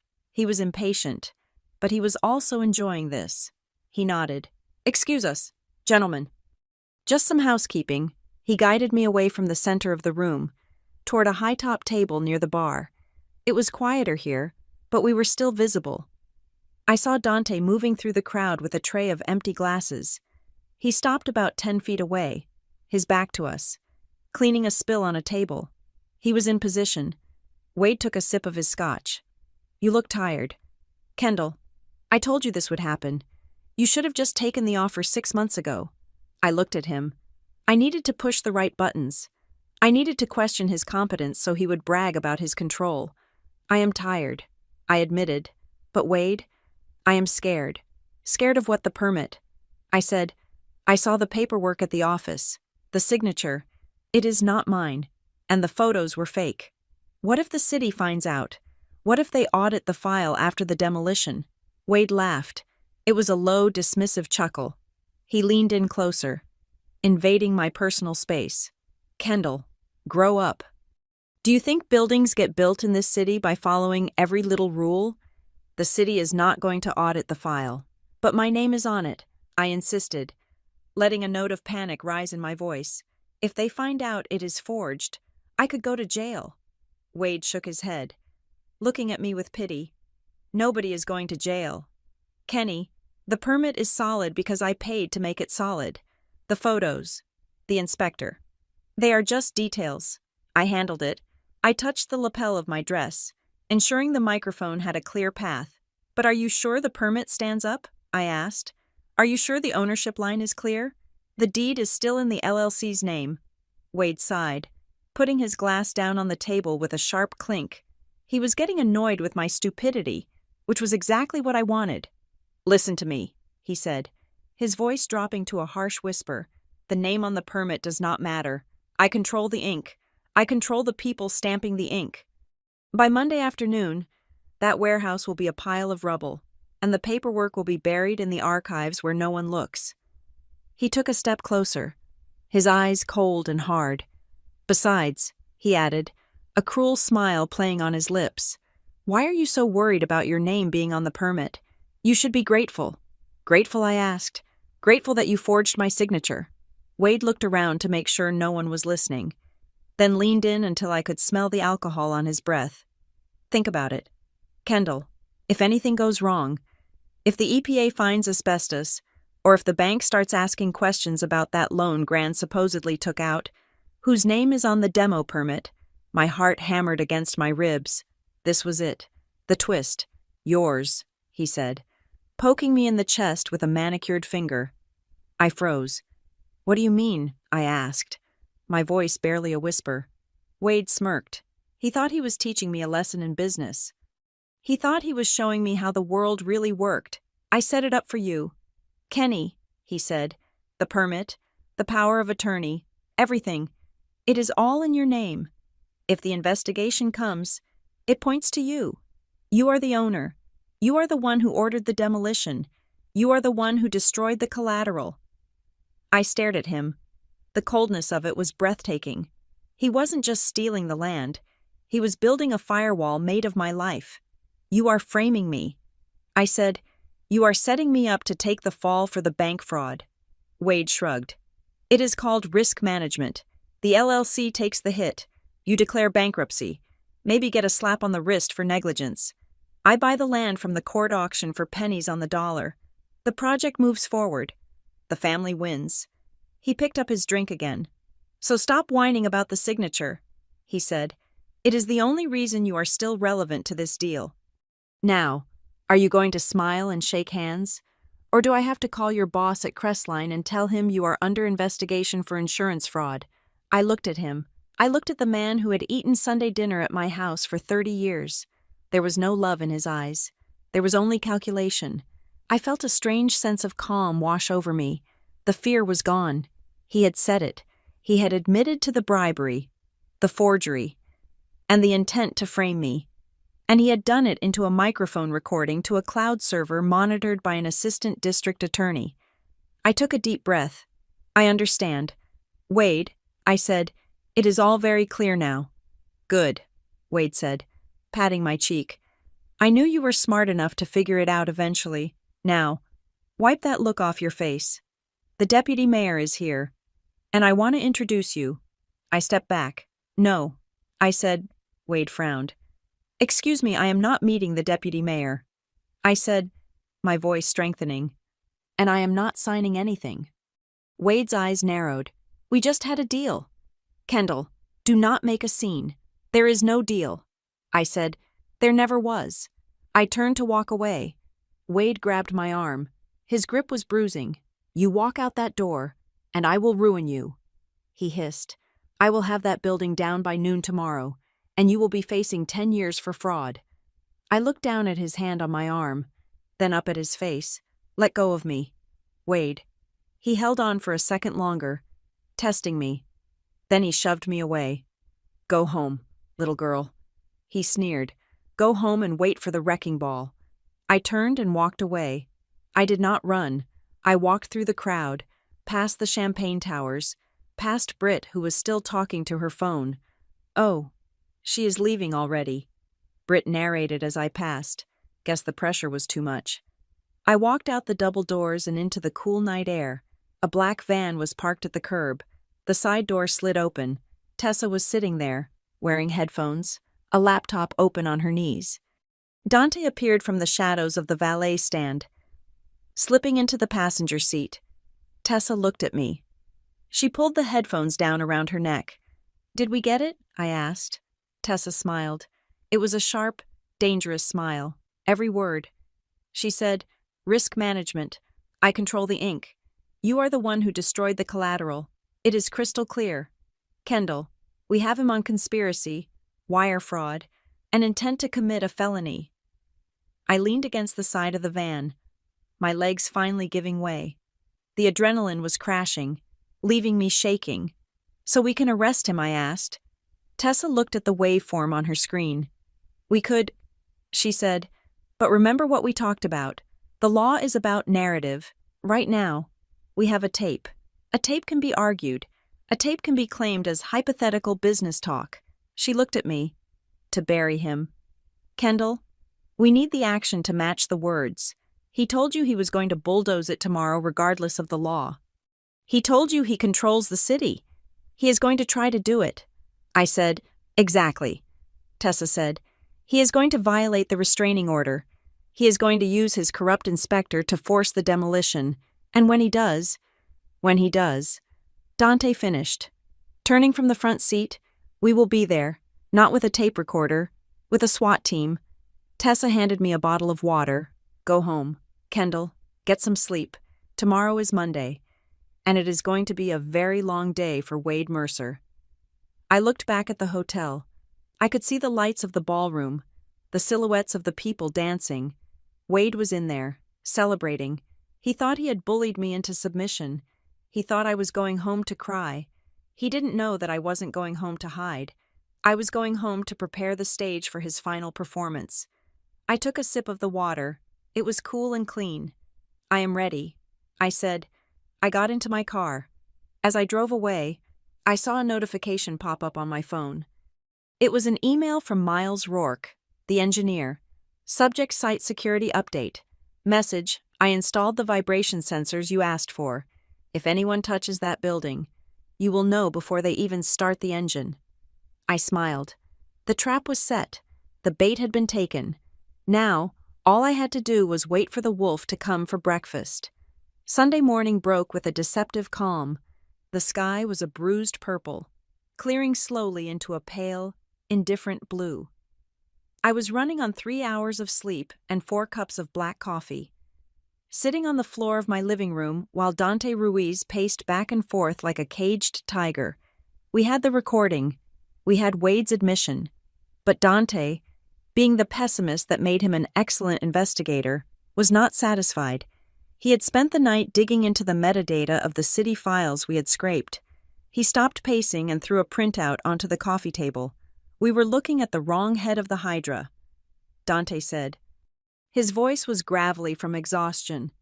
I looked at the paper. It was a hierarchy chart of the Department of Buildings. Darla Klein's face was circled in red, but Dante had drawn a thick black line connecting her to a man higher up the chain. Darla Klein is a middle manager, Dante explained. She can shuffle paperwork and lose files, but she does not have the authority to override a structural safety hold. Only a director can do that, and she definitely does not have the power to assign an emergency demolition crew on a weekend. He tapped the photo of the man at the top. Meet Deputy Director Nolan Pierce. I recognized the name. I had seen it on the bottom of the zoning proposal maps. Pierce signed off on the emergency variance. Dante said, and here is the kicker. I ran a cross-reference on his financial disclosures. He lists income from a boutique consulting firm called Riverine Strategy Group. And I asked, leaning forward, and Riverine Strategy Group received 3 payments of $15,000 each in the last 6 months. Dante said, a grim smile touching his lips, from a holding company owned by Wade Mercer. My stomach turned. It was not just a bribe in an envelope at a bar. It was a payroll. Wade had bought a deputy director of the city administration. That is why he is so confident, I whispered. He does not just have a friend in the office. He owns the office. This changes the tactical landscape, Tessa said from the kitchen, where she was reviewing case law. If Pierce is involved, the police might be hesitant to intervene. He outranks the precinct captains. He can claim it is a city operation and order the officers to stand down. So we are on our own, I asked. Not entirely, Tessa replied, but we need federal eyes on this. I am calling the FBI Public Corruption Unit, but they move slow. We need to survive tomorrow morning. My phone buzzed. It was a notification from my bank app. Check number 402 cleared. I froze. Check 402. That was the check I had used to compare the signature. The check Wade had copied to create the fake power of attorney. I had written that check to my landlord in December. It had been sitting on my mother's kitchen counter because I had run out of stamps and asked her to mail it for me during Christmas dinner. I stared at the phone. My mother would never give Wade my check. She was weak, but she was not malicious. But someone else had been there that day. Someone who always had a phone in her hand. Someone who took pictures of everything. I stood up, grabbing my car keys. Where are you going? Dante asked. To find the leak. I said, I drove to my mother's house. The driveway was empty except for Britt's white Mercedes. My mother was at church. Britt would be sleeping in. I did not knock. I used my key and walked straight up the stairs to Britt's old bedroom, which she still used whenever she was between apartments or hiding from a breakup. I pushed the door open. The room smelled of expensive vanilla candles and stale champagne. Britt was lying in bed, scrolling through her phone, wearing a silk sleep mask pushed up on her forehead.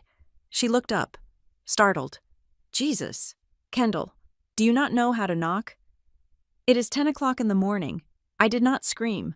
I was past screaming. I walked over to the bed and held up my phone, showing her the image of the power of attorney signature next to the check I had written. Did you take a picture of my check? I asked. The one on the counter at Christmas. Britt blinked, looking annoyed rather than guilty. She sat up, adjusting her pillows. What I do not know what you are talking about.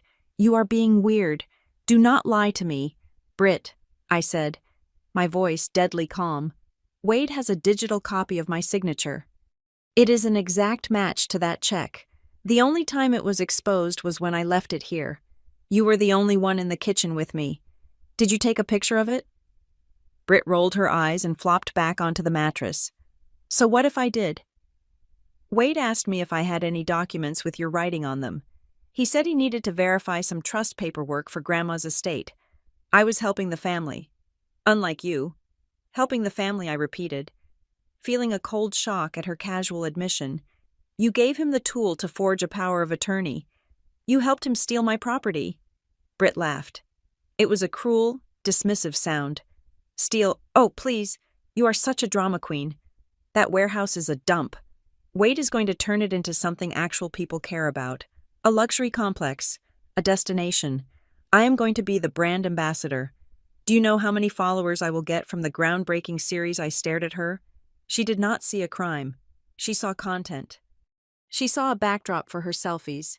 You sold me out for likes. I said, I did you a favor. Britt snapped. Look at you. Kendall, you are 35. You drive a Ford.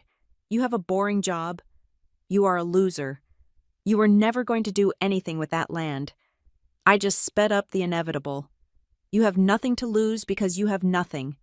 The words hung in the air, sharp and poisonous. You have nothing. For years, I had let them talk to me like that. I had let them convince me that because I was not rich, I was worthless. But looking at Britt now spoiled, empty, and morally bankrupt, I realized they were the ones who had nothing. They had no honor. They had no loyalty. They just had hunger. I took a step closer to the bed. I have something you do not have. Britt, I said softly. She raised an eyebrow. What a coupon book I have the law. I said, I swiped on my phone and brought up the statute for conspiracy to commit forgery and wire fraud. Taking a photo of a signature and providing it to someone for the purpose of forgery makes you an accessory to a felony. I said, in this state, that carries a mandatory minimum sentence of 3 years in prison. Britt's face went slack. The smirk vanished. What, no? I did not. I did not sign anything. You facilitated it. I said, and since you just admitted it to me, and since Wade is going down for bank fraud, the prosecutors are going to be looking for everyone involved. Britt sat up, her face turning pale. Bank fraud. Wade said it was just a permit dispute. Wade lied. I said, he stole $1 million, and you helped him frame me for it. When the police come for him, Britt, do you think he's going to protect you? Or do you think he is going to throw you under the bus to save himself? Britt dropped her phone. Her hands started to shake. He promised me the penthouse suite for my studio, she whispered. He promised you air. I said. I turned to leave. Wait. Britt cried out, scrambling out of bed. Kendall, wait. What do I do? You cannot let them arrest me. I have a brand partnership next week. I cannot go to jail. I stopped at the door and looked back at her. She looked very small suddenly. Then you better hope my lawyer's in a good mood. I said, and you better stay out of my way. I walked out of the house. I did not feel triumphant. I felt hollow. My own cousin had served me up on a platter because she thought I was too pathetic to fight back. I got back in my car and called Dante. Brit is confirmed. I said. She provided the signature sample. She is scared now. She might flip if we press her. Good, Dante said. But we have a bigger problem. What I have a contact in the dispatch office of the demolition company. Dante said. The work order was just updated. They are not waiting for business hours on Monday. When are they coming? 6 o'clock in the morning. Dante said. Sunrise. And they are bringing 2 dozers this time. They want it flat before the courts open at 9. They are trying to outrun the TRO. I said, exactly. Their strategy is destruction of evidence. If the building is gone, there is nothing to inspect. They will pay the fine for violating the order, claim it was a miscommunication, and walk away with the land. I gripped the steering wheel. Tessa was right. If that warehouse fell, the physical proof of the old loan fraud, the safe, the condition of the structure would be buried. It would be my word against a pile of bricks. We cannot let them touch it, I said. We can't just stand in front of the machines. Kendall, Dante warned, if Nolan Pierce is involved, he will have police there to remove you for safety reasons. They will arrest you for trespassing on your own land to clear the path. Then we need to be smarter. I said, we need to let them commit the crime without letting them destroy the evidence. I hung up and drove straight to the warehouse. I spent the rest of Sunday afternoon turning the warehouse into a fortress of surveillance. I met Miles Rourke there at 2 o'clock. He brought 3 industrial-grade vibration sensors and installed them on the main support columns. These will log any impact, Miles said. Calibrating the devices, if they hit the wall, the data will show it was a structural assault, not a collapse. It proves intent. Dante arrived an hour later with a Pelican case full of cameras. We hid them everywhere. One in the rafters, one inside the rusted electrical box outside, one in the hollow of a tree across the street. We are covering every angle, Dante said, adjusting a lens. If Wade sneaks a bribe to a foreman, if Pierce gives an illegal order, we will see it. I went to the back office. I emptied the rest of the filing cabinet. I took every scrap of paper, every old photo, every receipt. I was not leaving anything to chance. I scanned everything into the cloud, and then loaded the physical boxes into Dante's trunk. By sunset, the warehouse was empty of secrets but full of eyes. I stood in the center of the bay, looking up at the dusty skylights. The building felt fragile tonight. It was just brick and mortar. It could not fight back against steel and diesel. That was my job. Tessa called me at 8 o'clock. I spoke to the FBI contact. She said, they are interested, but they need a precipitating event. They need to see the corruption in action. They will see it. I said, Kendall. Tessa's voice was serious. You need to understand the risk. If we let them start, there is a chance they do real damage. If a wall comes down... I know. I said, it is a calculated risk. I am coming with the police. Tessa said, I pulled every favor I have. I got a writ from a different judge authorizing the seizure of equipment if they violate the TRO. But I need time to execute it. I need you to stall them. I will stall them. I promised. How I am not leaving. I said, Kendall, no. It is too dangerous. It is the only way. I said, they can arrest me. Tessa. But they cannot bulldoze a building with a human being inside. It changes it from a property dispute to attempted manslaughter. Wade is arrogant. But is he a murderer? I do not know. Tessa said quietly. With the amount of money involved, I do not want to find out. He won't kill me, I said, trying to convince myself as much as her. He needs me to be the scapegoat, not the victim. I hung up and sat on the old folding chair in the middle of the warehouse. The night fell heavy and dark. The streetlights outside hummed. I thought about Gran. I thought about her telling me this place was my anchor. I thought about Wade laughing at the party, telling his friends I was a good girl who would do as she was told. I checked the cameras on my phone. They were all live. The green lights blinked in the darkness like stars. I was not the black sheep anymore. I was the shepherd, and I was waiting for the wolves. At 4 a.m, I heard the first heavy truck rumble down Riverside Row. I stood up and smoothed my shirt. I put on my safety glasses. I checked the battery on my body camera. Let them come. The ground shook at 6:14 in the morning. It was not an earthquake. It was the synchronized idle of two massive yellow bulldozers rolling down Riverside Row like tanks entering a demilitarized zone. The sun was just bleeding through the gray cloud cover, casting a flat, sickly light over the industrial park. I stood in front of the closed steel door of the warehouse, my feet planted shoulder-width apart, holding a clipboard against my chest like a shield. I was not shaking this time. Fear burns out eventually, and what is left behind is a cold, hard slag of determination. The lead bulldozer stopped 10 feet from me. The engine noise was deafening, a physical pressure against my eardrums. A white pickup truck skidded to a halt beside it, and a man jumped out. It was not Inspector Vance this time.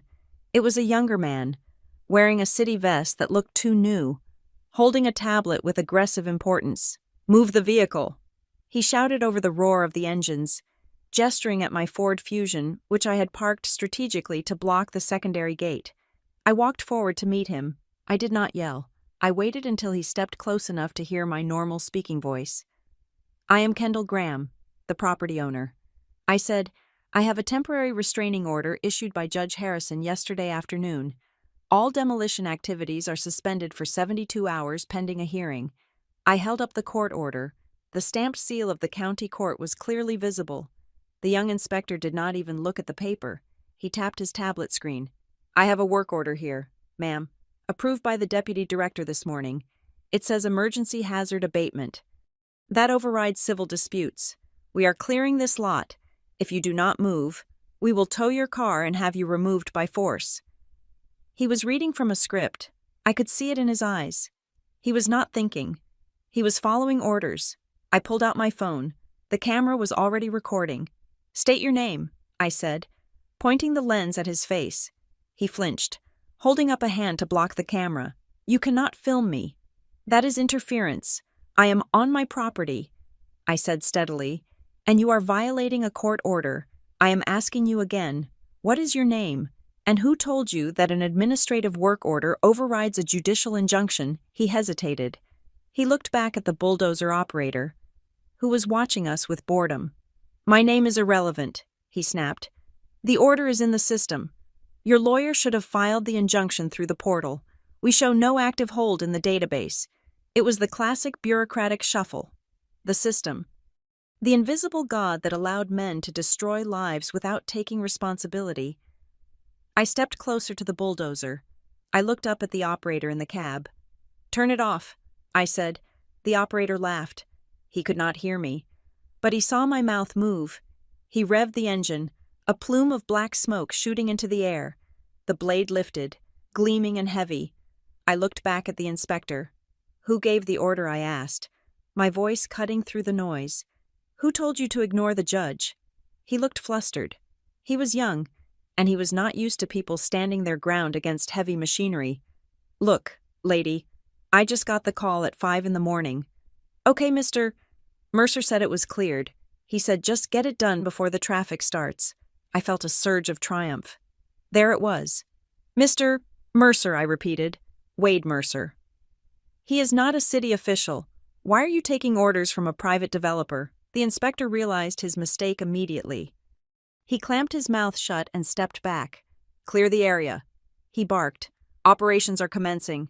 Just then, a black SUV screeched around the corner, followed by a white van. It was not the police. It was Dante. The van doors flew open, and 4 men in hard hats and high-visibility vests jumped out. They did not look like city workers. They looked like linebackers who happened to be engineers. They were carrying tripods, laser levels, and heavy-duty cameras. Dante marched up to the inspector, flashing a badge that looked official enough to cause a pause. "Site Safety Monitor," Dante announced, his voice booming. "We are documenting structural integrity and compliance. If that blade touches a single brick while we are calibrating our sensors, I will have your license pulled for reckless endangerment before you can shift gears." The inspector blinked. "Who are you?" "Independent oversight," Dante said, signaling his team. They immediately began setting up laser grids around the bulldozer, effectively boxing it in with equipment. The inspector grabbed his radio. "This is ridiculous. I am calling it in. We have obstruction. Call it in." I challenged him. Call your boss. Tell him we are not moving. 10 minutes later, a sleek silver sedan pulled up. The door opened, and a man stepped out. He was tall, wearing a charcoal suit that was entirely inappropriate for a demolition site. He had silver hair and the kind of face that was handsome until you looked closely at the eyes. It was Deputy Director Nolan Pierce. He walked toward us with the easy grace of a politician, ignoring the mud splashing onto his Italian shoes. The young inspector looked relieved, rushing over to whisper in his ear. Pierce nodded, dismissing him, and turned to me. He put on a smile that was meant to be disarming but felt like oil slick. Ms. Graham, he said smoothly, I am Nolan Pierce. There seems to be a misunderstanding. There is no misunderstanding. Mr. Pierce, I said, keeping my phone trained on him, I have a court order. Your crew is trespassing. Pierce sighed, a sound of paternal disappointment. He looked at the warehouse, then at me. Kendall. Can I call you Kendall? Look, we all know what this is. You are holding out for a better price. I respect that. It is business. But this building is dangerous. If it collapses and hurts one of my men, that is on you. He stepped closer, lowering his voice so the cameras couldn't catch the audio clearly, or so he thought. He didn't know about the high-gain microphone Dante had clipped to the electrical box 3 feet away. Let us cut the theatrics, Pierce said softly. Wade is a difficult man. I know that. But he is willing to be generous. I am authorized to offer you a settlement. $50,000, cash, on top of the land value. We sign the papers right now. You call off your dogs, and we clear the site. Everyone wins. I looked at him. He was trying to bribe me in the middle of a demolition zone. You are offering me $50,000 to ignore a felony, I asked. Pierce's smile tightened. I am offering you an expedited permit resolution fee. Do not use ugly words. Kendall, I have a question. Mr. Pierce, I said, my voice loud and clear. Does that $50,000 come from the city budget, or does it come from the Riverine Strategy Group? Pierce froze. The color drained from his face so fast, it looked like a physical blow. His eyes darted to my phone, then to Dante, then back to me. I know about the consulting fees. I continued. Relentless. I know Wade has been paying you $15,000 a month to fast-track his permits and ignore zoning laws. I know you are the one who swapped the photos in the file. Pierce took a step back, his composure shattered. You should be very careful about what you say, he hissed. Slander is expensive. So is racketeering, I replied. Before he could respond, another car roared into the lot. It was Wade's black truck. He parked aggressively, mounting the curb, nearly hitting Dante's van. Wade slammed the door and stormed toward us. He looked terrible. His face was red, his tie was crooked, and there was a wild, manic energy coming off him in waves. He had lost the cool, controlled facade he wore at the party. What is going on here? Wade screamed, ignoring Pierce and marching straight for me. Why is that building still standing? I told you to level it. He turned on the inspector. Get in that cab and knock it down. Now. The inspector looked at Pierce, terrified. Pierce held up a hand. Wade, wait. We have a situation. I do not care about the situation, Wade bellowed. His spit flew. He turned to me, his eyes bulging. You. He pointed a shaking finger at my face. You ungrateful, miserable little leech. I gave you everything. I tried to save you. And this is how you repay me, by dragging strangers into family business. It is not family business. Wade, I said calmly, it is bank fraud. Wade stopped. The words hit him. He looked around at the crowd, the workers, the safety crew, the inspector. Pierce. I walked toward him. I reached into my bag and pulled out the laminated copy of the demolition permit he had filed. I held it up. Look at this. Wade. I said, get that out of my face. He snarled. Look at the owner line. I insisted, tapping the paper. It says Graham Storage, LLC. It does not say Wade Mercer. You do not own this building. You never did. I own you. Wade screamed. I own this whole family. I paid the taxes. I paid the lawyers. It is mine. It is not yours, I said. And neither is the signature at the bottom. You forged it. Just like you forged the loan documents 5 years ago. Wade's face turned a shade of purple I had never seen before. The veins in his neck stood out like cords. You think you are so smart, he spat. You think a piece of paper stops me? I have put millions into this deal. Millions. I am not letting a receptionist stop a $50 million development. He lunged for the paper, trying to rip it from my hands. I stepped back, keeping the permit raised. You forged my name, Wade, I said, my voice steady, pushing him to the edge. You lied to the city. You lied to the bank. And now everyone knows. You little witch, he growled.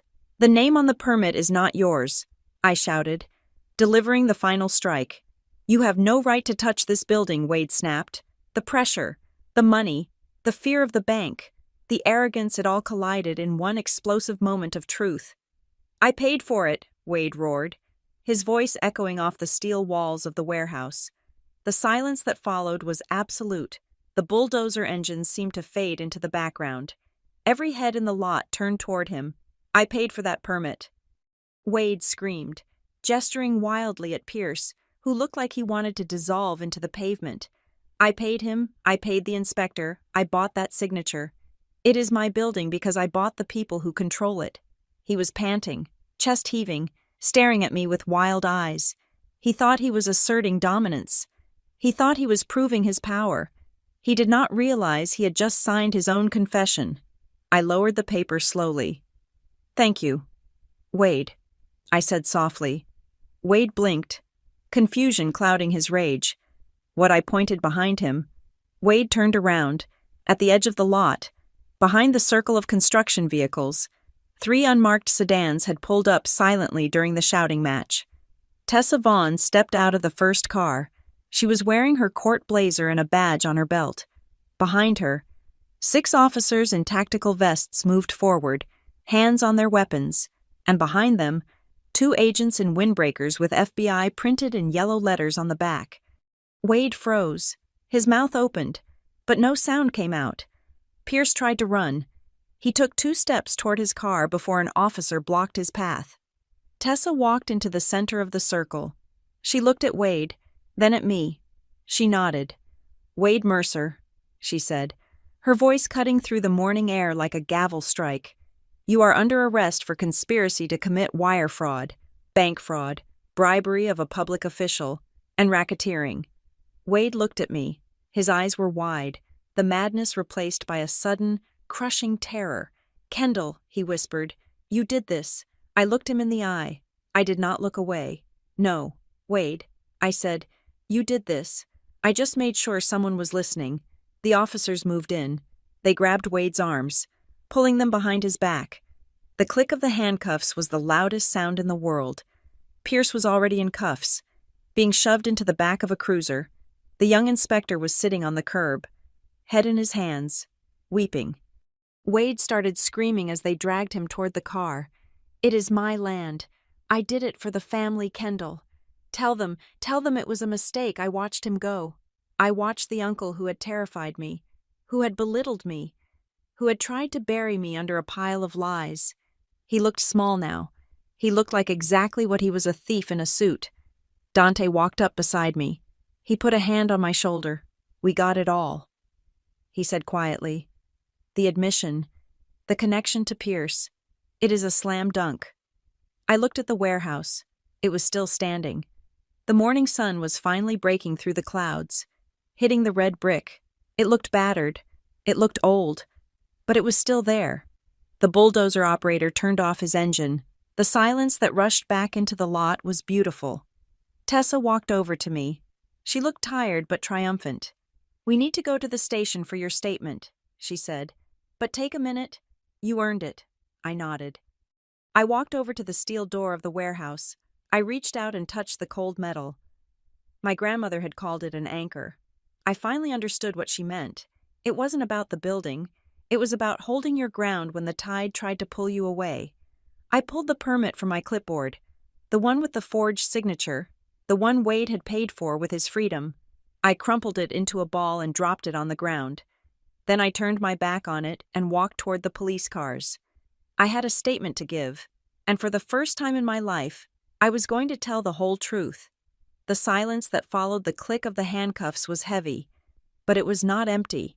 It was filled with the sudden, sharp realization that the world had shifted on its axis. Wade Mercer, the man who had loomed over my life like a titan for 3 decades, was now just a man in a wrinkled suit with his hands cuffed behind his back. Tessa Vaughn did not waste a second. She stepped forward, flanked by 2 federal agents who looked at Wade with the dispassionate interest of biologists examining a specimen under a microscope. "Wade Mercer," Tessa announced, her voice ringing clear across the lot. "You are currently in the custody of the Federal Bureau of Investigation and the City Police Department. We are executing a search warrant for your home, your offices at Mercer Development, and the digital archives of the Department of Buildings." Wade struggled, twisting his body to look at the officers. His face was a mask of disbelief that was rapidly crumbling into panic. "This is a mistake," he shouted, his voice cracking. "You are arresting the wrong person. This is a setup." He swung his head around, his eyes locking onto me. "She did this?" he screamed, jerking his head in my direction. "Look at her. She is the one who forged the permit. She is the one who wanted the insurance money. She lured me here to frame me. She is unstable." For a moment, the old fear flickered in my chest. It was the muscle memory of a lifetime spent being told I was wrong, that I was crazy, that I was the problem. But then I felt the weight of the flash drive in my pocket. I felt the solid ground of my own property under my feet. I walked forward. I did not shout. I did not cry. I moved with the precision of a compliance analyst closing a file. I stopped 3 feet from Wade. I looked at the lead FBI agent. "He is claiming I forged the documents," I said, my voice steady. The agent looked at me. "He claims a lot of things, ma'am." I nodded. "I would like to submit the chain of evidence into the record right now." "Officer, just so there is no confusion." I opened my bag. Dante stepped up beside me, holding the tablet that was still recording. "Exhibit A," I said, holding up the printout of the Freedom of Information Act request. "These are the photos submitted with the emergency demolition permit. They show a building with column number 14 and green skull graffiti." I pointed to the warehouse wall behind me. "My building only has 10 columns," I said, "and there is no green graffiti. The photos were falsified to fabricate a safety hazard." I dropped the paper onto the hood of the police cruiser. "Exhibit B," I continued. "The independent structural report from Miles Rourke, a licensed engineer, dated 48 hours ago. It certifies the building is structurally sound. There was no emergency. There was only a rush to destroy evidence." I placed the report on top of the photos. Wade was breathing hard now, his eyes darting back and forth.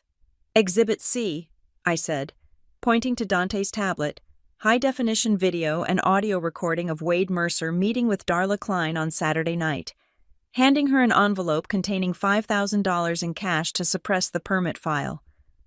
Wade flinched as if I had slapped him. "And finally," I said, looking Wade dead in the eye, "the verbal confession witnessed by 20 people and recorded by federal agents less than 5 minutes ago. You stated, and I quote, 'I paid for that permit. I bought that signature. It is my building because I bought the people who control it.'" I turned back to the agent. He admitted to bribery, forgery, and the intent to defraud the city and the bank. It is all there. Wade slumped. The fight went out of him all at once, leaving him looking old and small. He realized that he could not gaslight a federal indictment. Tessa stepped closer to Nolan Pierce, who was standing by the second cruiser, looking like he wanted to vomit. "And Mr. Pierce," Tessa said coolly, "you should know that we picked up Darla Klein 20 minutes ago at her office. She was very eager to discuss the Riverine Strategy Group. She has already confirmed that you were the primary beneficiary of the consulting fees. She gave us the ledger. Nolan, you are not a deputy director anymore. You are a co-conspirator." Pierce closed his eyes and lowered his head, accepting his fate. The arrogance that had allowed him to try and bribe me 10 minutes ago had evaporated. But we were not done. An officer walked over to the edge of the crowd where Britt was standing. She was holding her phone, but she was not live streaming. She looked terrified. "Britt Mercer," the officer asked. Britt nodded. Unable to speak. We have a warrant to seize your electronic devices as part of an ongoing fraud investigation. The officer said, we have information that you provided a digital sample of a signature used in the commission of a felony. No, Britt whimpered, clutching her phone to her chest. I did not. I was just helping my dad. I did not know ignorance of the law is not a defense, the officer said, gently but firmly prying the phone from her fingers. He dropped it into an evidence bag. I watched Britt crumble. Her entire world lived inside that phone. Without it, without the filters and the followers, she was just a girl who had sold out her cousin for a condo she would never see. Wade let out a guttural roar as the officers began to guide him toward the car. He planted his feet, fighting them. I did it for the family, he bellowed, his face twisted in anguish. I did it for us. We were going to be royalty, Kendall. You stupid girl. You ruined everything. I was building a legacy. I walked up to the window of the cruiser as they shoved him inside. I signaled for the officer to wait a second. Wade looked up at me from the back seat. There was hate in his eyes, pure and undiluted. You did not do it for the family. Wade, I said quietly, you stole from Gran. You stole from me. You framed me to save your own skin. That is not family. That is a parasite. The officer slammed the door. I turned around and saw my mother, Elaine. She had parked her car behind the police barricade and was standing there, clutching her purse with both hands. She looked from the police cars to me, her eyes wide with shock. She had heard it all. She had heard Wade confess. She had heard him blame me. She had seen the truth laid bare. She walked toward me, her steps unsteady. Kendall, she whispered, he really did it. He was going to let you go to prison. I looked at my mother. For 35 years, I had wanted her to defend me. I had wanted her to stand between me and Wade and say, that is enough. But she never did. And looking at her now, I realized she never would have. She was a victim too. But she was a volunteer victim. Yes, Mom, I said. He was going to let me go to prison for bank fraud so he could keep his reputation. Elaine covered her mouth, tears spilling over. I am so sorry. Kendall, I did not know. I thought he was trying to help. I know. I said, and that is why I could not tell you until it was over. I did not hug her. I did not ask for an apology. I realized in that moment that I did not need her validation anymore. I had validated myself. I had stood in front of a bulldozer and the entire corrupt weight of the city administration, and I had won. Tessa walked over, holding a clipboard. We need to seal the site. Kendall, she said. The FBI needs to do a full forensic audit of the warehouse contents to recover the original loan documents and the safe. We are designating it a federal crime scene. She handed me a pen. I need you to sign the consent form for the search. It also serves as a protective order. Nobody touches this land without your direct written authorization. I took the pen. I looked at the signature line. I signed my name. Kendall Graham. It was the same signature Wade had tried to steal, but this time, the ink was wet, and the hand holding the pen was steady. Done, I said, handing it back. Tessa smiled. You did good. Graham? Dante was already at the gate, removing the orange demolition in progress sign that Wade's crew had zip-tied to the fence. He threw it into a trash pile. I walked over to my car and opened the trunk. I pulled out a piece of poster board and a thick black marker. I had prepared it last night. A small act of hope. I walked to the front gate. The sun was fully up now, bathing the warehouse in a warm, golden light. The dust from the morning's commotion was settling. I taped the new sign to the fence. Private property, verified owner on file. I stood back and looked at it. Wade had spent his whole life trying to erase people. He tried to erase Gran's wishes. He tried to erase my ownership. He tried to erase me.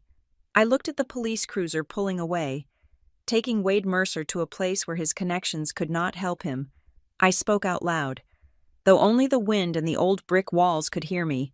You wanted to wipe me off the map, Wade. But you forgot one thing. The real map does not get drawn by people like you. It gets drawn by the people who keep the records. I turned to the warehouse. I walked up to the small side door, the one I had entered in the dark so many times. I unlocked it. I pushed the door open.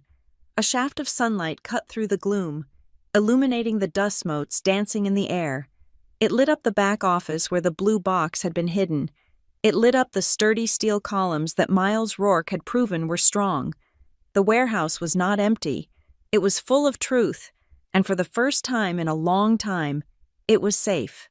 I stepped inside, into the light, and closed the door behind me.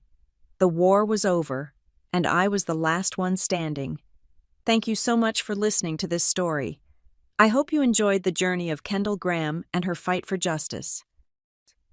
If you are listening to this, please drop a comment below and let me know where you are tuning in from. I love seeing our community grow across the globe. Do not forget to subscribe to the Maya Revenge Stories channel. Hit that like button and smash the hype button to help this story reach even more people. Your support means the world to me. Stay safe, and remember, always check the paperwork.